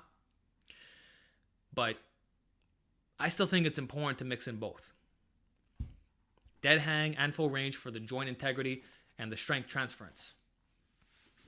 And some guys are like, oh, I don't want to build my lats. Sorry, I don't want to build my upper back from pull-ups. It's like, what's wrong with you? Why would you not want that? To me, that's another benefit. All right, fan funding. Any potential in tucked bodyweight rows? They somehow feel easier than pull-ups, but the stretch is definitely my favorite. Happy New Year. Happy New Year too. So the thing with the tucked bodyweight row is that if you have big legs, or rather they're long, it can be almost impossible to progress on. And the thing is, it's very difficult to standardize form because you're moving your body around the bar. So I don't really like that. Like, you're not just pulling straight up and down, but you're actually moving away from you like this. Now, if you do it with gymnastic rings, that would fix the problem, but then you could be manipulating your body angle so much that you're not actually doing a horizontal pull. So that's kind of my gripe with the rings. And you said they're easier than pull-ups? No, they're significantly harder. That tells me right there that you're not using proper form. So, yeah. There you go. That's why I'm not going to recommend it. You just proved my point. Did you go to college? If you don't mind me asking, what kind of jobs you had in the past? How do you balance work and bodybuilding? So what I do is all online, right? And regarding college, we have this thing in Quebec called CEGEP, right? So it's what you do right after high school. So for 2 years. And I did psychology. So I got my DEC in psychology. And then I went to university for another 2 years. Or 2.5 years, something like that. And then I dropped out of that.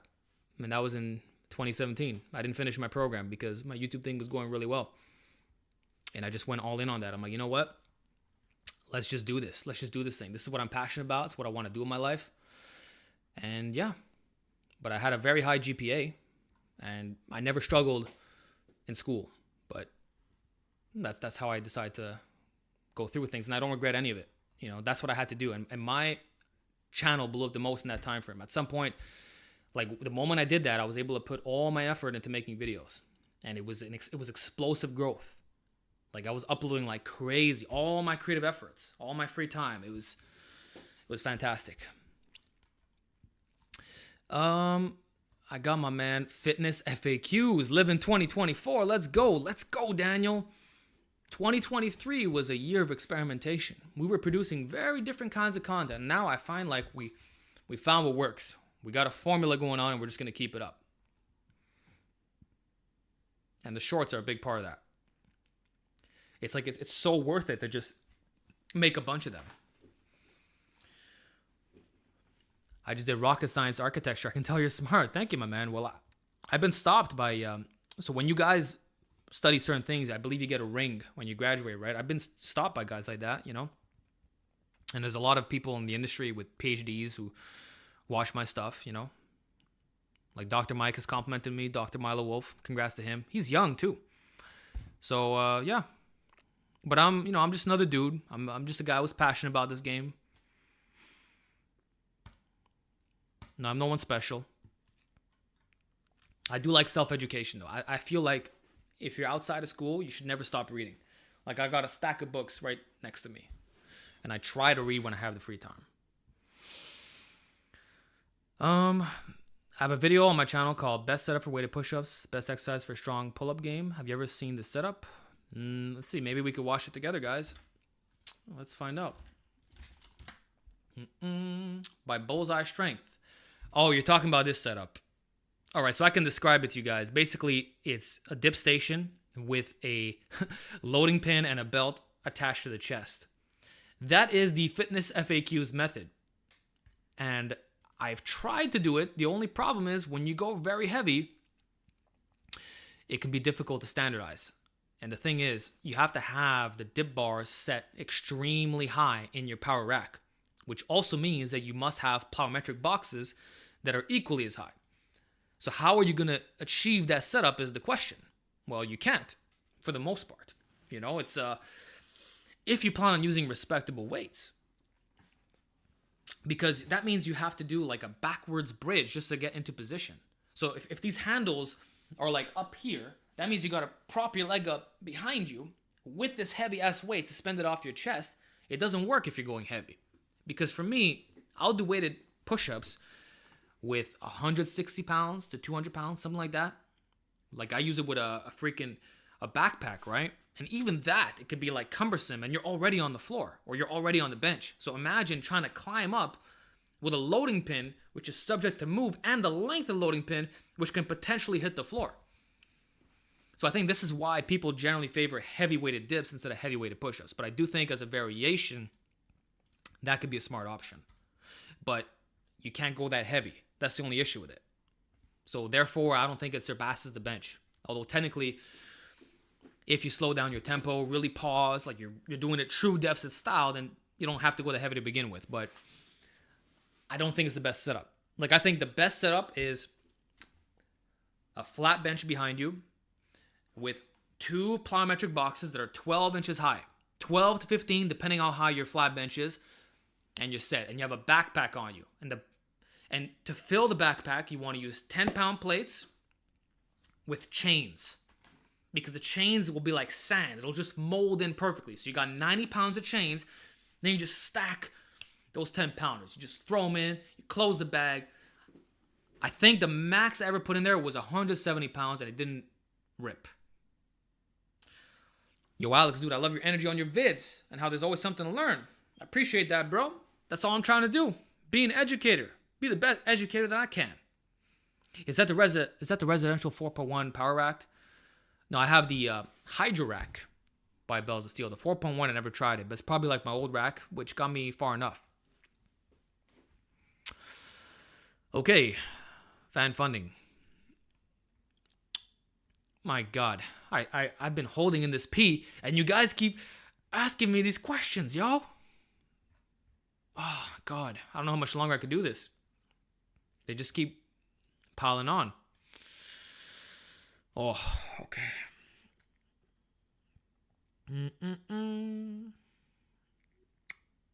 Thanks for your channel. I appreciate that. Okay. You inspired me. Yeah, I basically already answered this. My man, Sarfarez, Alex, you inspired me and my number one source for 6 months into my journey. The first year is the most important. Can you speak a little about navigating exercise selection in your routine? Many thanks. So I kind of talked about that before with my top exercises per muscle question. But in terms of the template itself, man, there's so many different programs. I think that if I start mentioning things to you as a first-year lifter, it's going to confuse you and maybe lead you down the path of program hopping. So perhaps it's in your best interest that I don't expand on all these different options, because what you're doing right now might be working great. And I can derail you just by trying to be nuanced.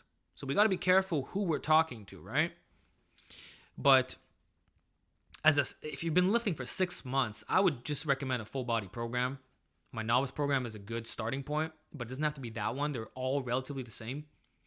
And it could be more bodybuilding inspired, more strength focused, whatever. But you can recover, hitting the whole body every other day. I think 3 times a week is the best. Even though you could handle 4, Monday, Wednesday, Friday, rest on the weekends. Maybe try to add 5 pounds of workout, or at least a rep or 2 to your double progression. You can't go wrong with that. And the simple rule of just having 1 movement pattern each is more than enough. You don't have to go beyond that. So what I'm saying is you can do a vertical push, a horizontal push, a vertical pull, a horizontal pull, and then 1 bicep, 1 tricep.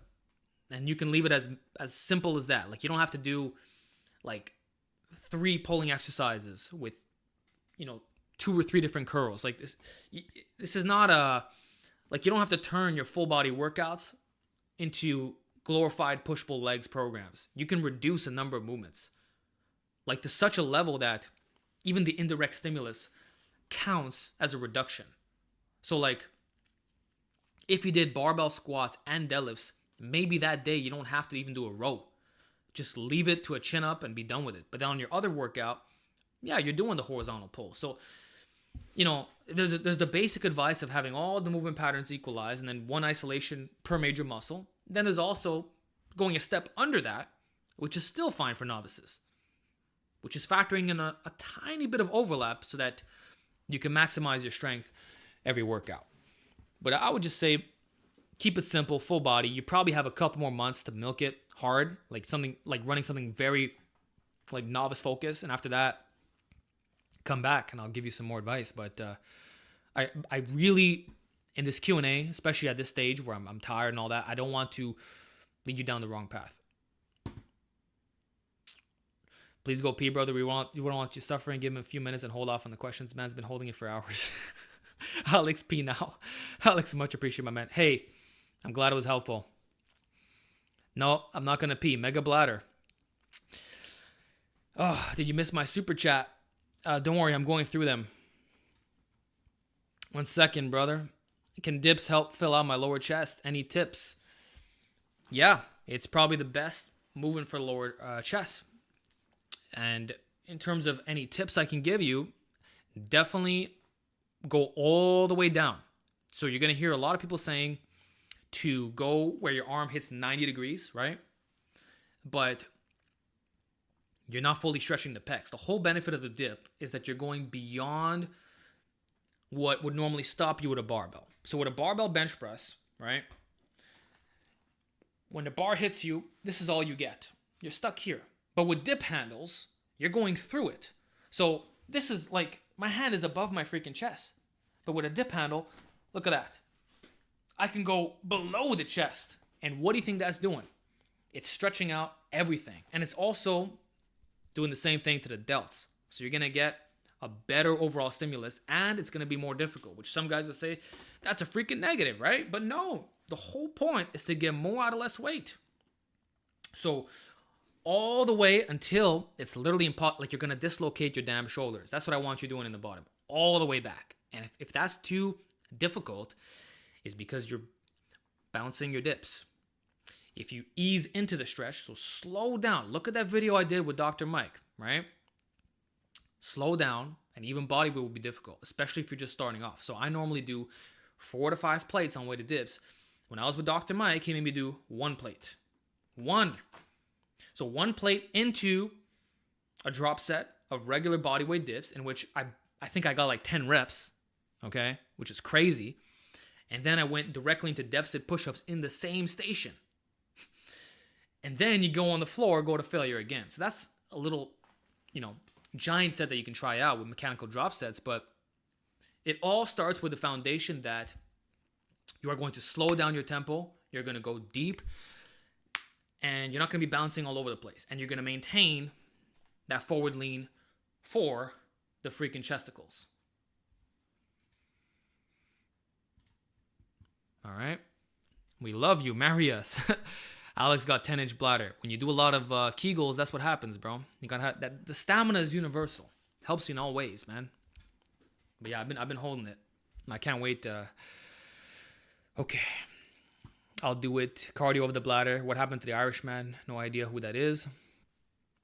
Alex doing PPR hold. Rack pull above the bladder. Bathroom tour. No. Okay, next question. Lively bunch. Yeah, we have a fun bunch today. I want to... one thing I didn't mention before, guys. I want to start doing more live Q&As. I think at least once a month would be reasonable. And by the way, I even have this freaking green screen behind me, which I never use. So back in the day, I actually painted my wall, which looked extremely unprofessional when I would film. It looked like some ghetto... what do you call it? Ghetto studio? You know, like you wouldn't want to walk into my place. I had a blanket green screen that I nailed into the wall. And then I had another wall that I painted green. It just looked awful, right? And I would film these home gym workouts and guys would not watch it. And at the time, I'm like, how come? Well, it's freaking obvious. It looked ratchet as hell. So let me show you if I can set this up real quick. I have this thing behind me that you pull out. See that? And then you just you chroma key it. So I love it because it's portable and it doesn't take up any space. It's clean and it gives you a perfect green screen every time. But I never use it. So I guess I just need a cool background to use. Maybe I'll use a manga page for the from Berserk or Dragon Ball Z or anything, you know.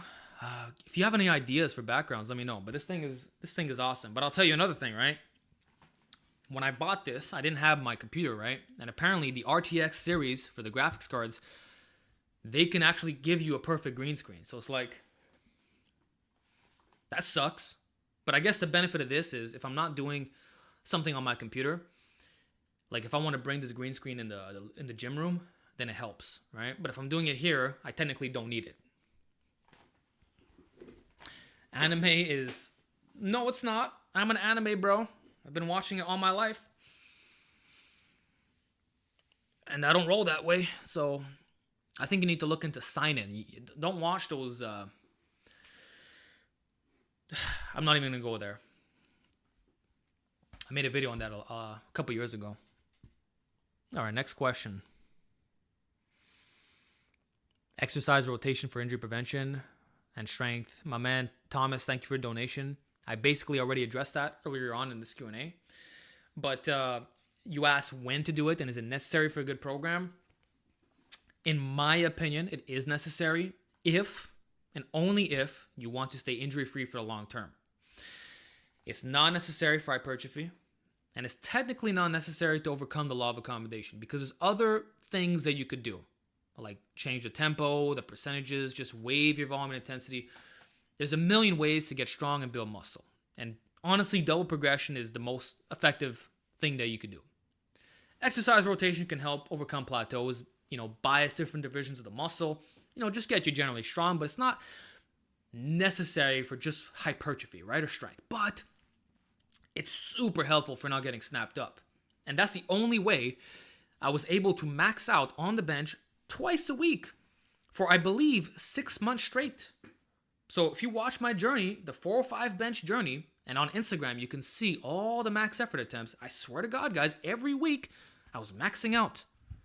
I was able to do it because I rotated the variation. If I did not do that, I might have torn a pec, even as a natty, or I would have destroyed my shoulders, destroyed my elbows. Something would have gone terribly wrong. So if I can do a 1 rep max, okay? And by the way, this includes the freaking top singles, right? So you're building up. So if I did a freaking 365 variation of something, that means I also did 350 right before and maybe 340. So that counts to your intensity volume, right? And yet, there were no injuries at all. And the only time I've ever had problems is when I keep milking the same freaking exercise and I don't swap it out. That's how I started getting overuse in my elbows last year.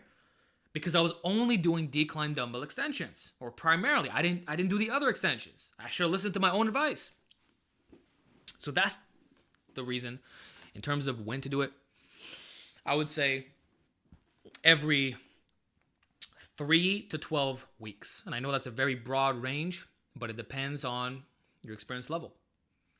Personally, I like to do it more frequently. And I think that now that I've been training in a high intensity fashion, I'm going to do it even more frequent than that. It might be every workout, just for the hell of it, because why not? That's actually how I talked about him earlier in the stream, Blood and Guts 2.0. He goes balls to the wall every workout, at least most of them, and it's always a different workout. And he has that conjugate background, just like me. And lo and behold, no injuries. He's an older gentleman. I believe he claims Natty as well, which I would actually believe just based off that, and the way that he trains. So there's something to it. There's something to accommodating resistance, changing the angles, just not doing the same workout every time, the same exercise.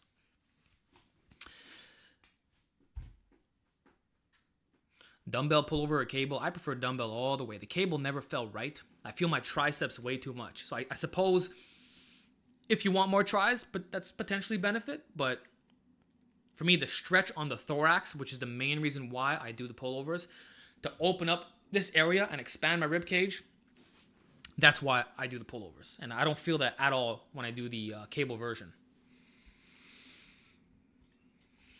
Fan funding.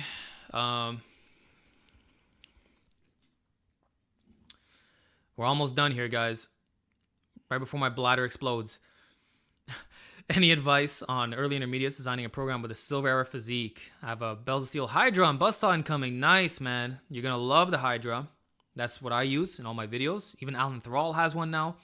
And the Buzzsaw, I want to get that as an upgrade. I still have the adjustable 3.0. So you're lucky on that. I love that squarish design, and it's very heavy too. And the heavier the bench is, the more stable you'll be when you're doing the flat. So, any advice on designing a program with a silver era physique? So the main thing for a silver era physique, well, first of all, train like the silver era guys. Use the same exercises of back in the day. So the super wide grip pull-ups, all free weights, incorporating the chest expander. Basically, train like me, bro. Because even when I go to the gym, I'm not training like your average gym bro. I'm training the same way that I do at home. Barbells, dumbbells, a little bit of cable stuff here and there, just for some alignment purposes, so I don't get joint pain on, say, my elbows. But it's barbells and dumbbells, right? And then the muscular emphasis is all about the V-taper. So you don't want to have the X-frame, which is contrary to everything you'll ever hear online, okay? But this is silver era, right? Silver era is many decades ago. This is before Arnold came into popularity, all right? This means that your freaking quads are not the dominating feature of your physique. They're not going past your hips. It's that Steve Reeves look. It's that Leroy Colbert look. It's where you're wide, and then right at the hip, it narrows in, and maybe it goes out a tiny bit more, but you're not this. There's no hourglass. You're not going for that Superman cartoon effect. It's wide and in. And you know what? Even the golden era guys were mimicking that to a certain extent. Like, look at Arnold. He didn't have the biggest legs. Okay? All the golden era guys, none of them had the legs that we see today in the top classic physique bodybuilders. So that has changed. So the biggest thing by far is going to be not getting your legs to be too massive, which I know sounds insane, but that's the truth. So whatever your potential is, you want to shoot a little bit lower than that. So that funnel shape. Yeah, exactly. That's a good way to describe it. The funnel physique. And it just so happens that a lot of the free weighted leg movements are actually not the best for hypertrophy. So the silver era guys did barbell squats and deadlifts. They didn't do stable lower body movements, right? So I would say minimize your potential. Shoot for like 1 or 2 inches under that. So if you're capable of building, 27-inch legs, stop at 25, or just start maintaining when you see that you have that shape going on. Don't become a lower body dominant bro. Do not end up with that powerlifter physique, or it's bottom heavy. You never want to be bottom heavy if you're going for the silver era physique. It's all about the width. And in terms of body fat, you're going to want to be between 12 and 15%. And instead of focusing so much on your abs, you want to focus on the vacuum. So you got to practice posing that a lot. So everything is about being wide and not overly shredded, right? So you're gonna be sucking your stomach when you're doing a front double bicep pose. You're not gonna be flexing your abs. You're gonna be slightly fluffier. And another thing we could say is, depending who the silver era guy was, you're either going to focus on the yoke or minimize the yoke to further exaggerate the V-taper. So you might want to minimize the size of your traps. Or you might want to equate the neck to the calves, which is due to, and your arms. So let's say your neck is 16 and a half inches. You're going to want the same for your arms and the same for your calves. So everything is balanced. It's not that you're trying to be dominant in one over the other.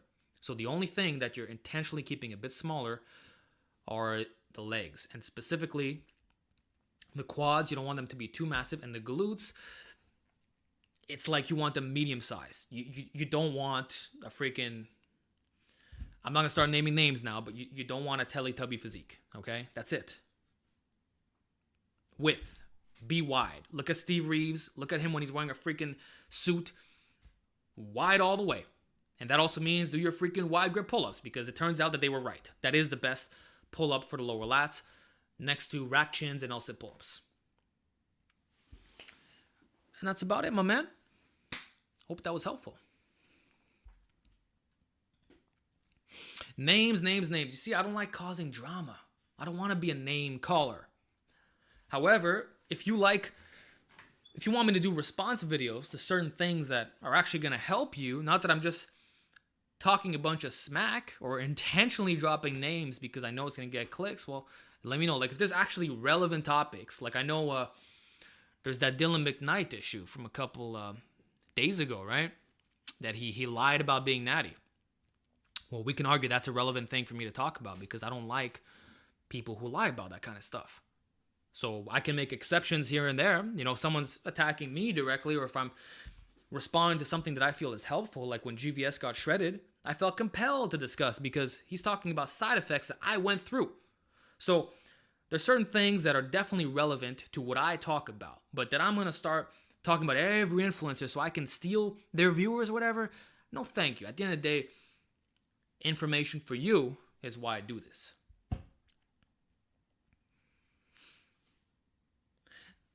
He's not going to answer the question about Jeff. I'm sorry. First of all, why would you want to fight a guy like Jeff Nippert? He's a very nice guy. If you meet him in person, you'll understand why. He's basically got no haters. There's a reason. All right, fan funding. God damn it. It's like I'm trying to get like little sips. My man Tommy Natty. I have a bar at home. I want to do pull-ups every day. How do I do that in order to help my upper body performance and not compromise? I do pull-ups twice a week at the gym. Well, right now you're in the perfect position. If you're doing weighted pull-ups once or twice a week, then that's going to make it easy to do high frequency, not super intense pull-ups on the side. So this is where things like greasing the groove come into play. And you're going to want to set a limit that does not cause overuse. In fact, the same advice that I'm going to give you is what also applies to doing push-ups and burpees. So I recommend you start with the lowest possible number and increment it until you hit a point where your joints start to feel a bit off. And that's honestly going to be golfer's elbow. It always goes back to that golfer's elbow or the armpit area. As long as you don't have overuse in those two regions, you can just keep increasing the pull-up indefinitely. Sorry, the volume of your pull-up. So let's say you start by doing 100 a day. So you do 10 pull-ups every hour. So after 10 hours, you got 100 done, right?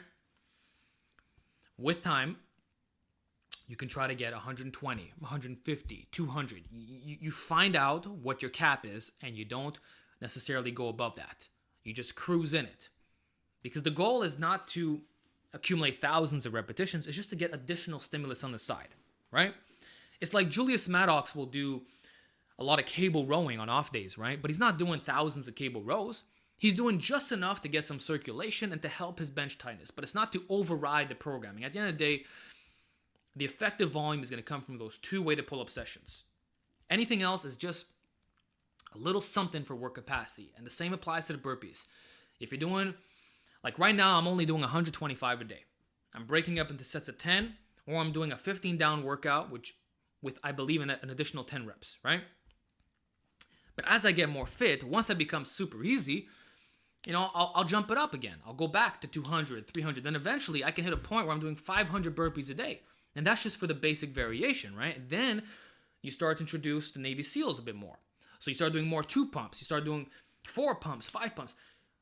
You change the variation, but only after you build a high starting number.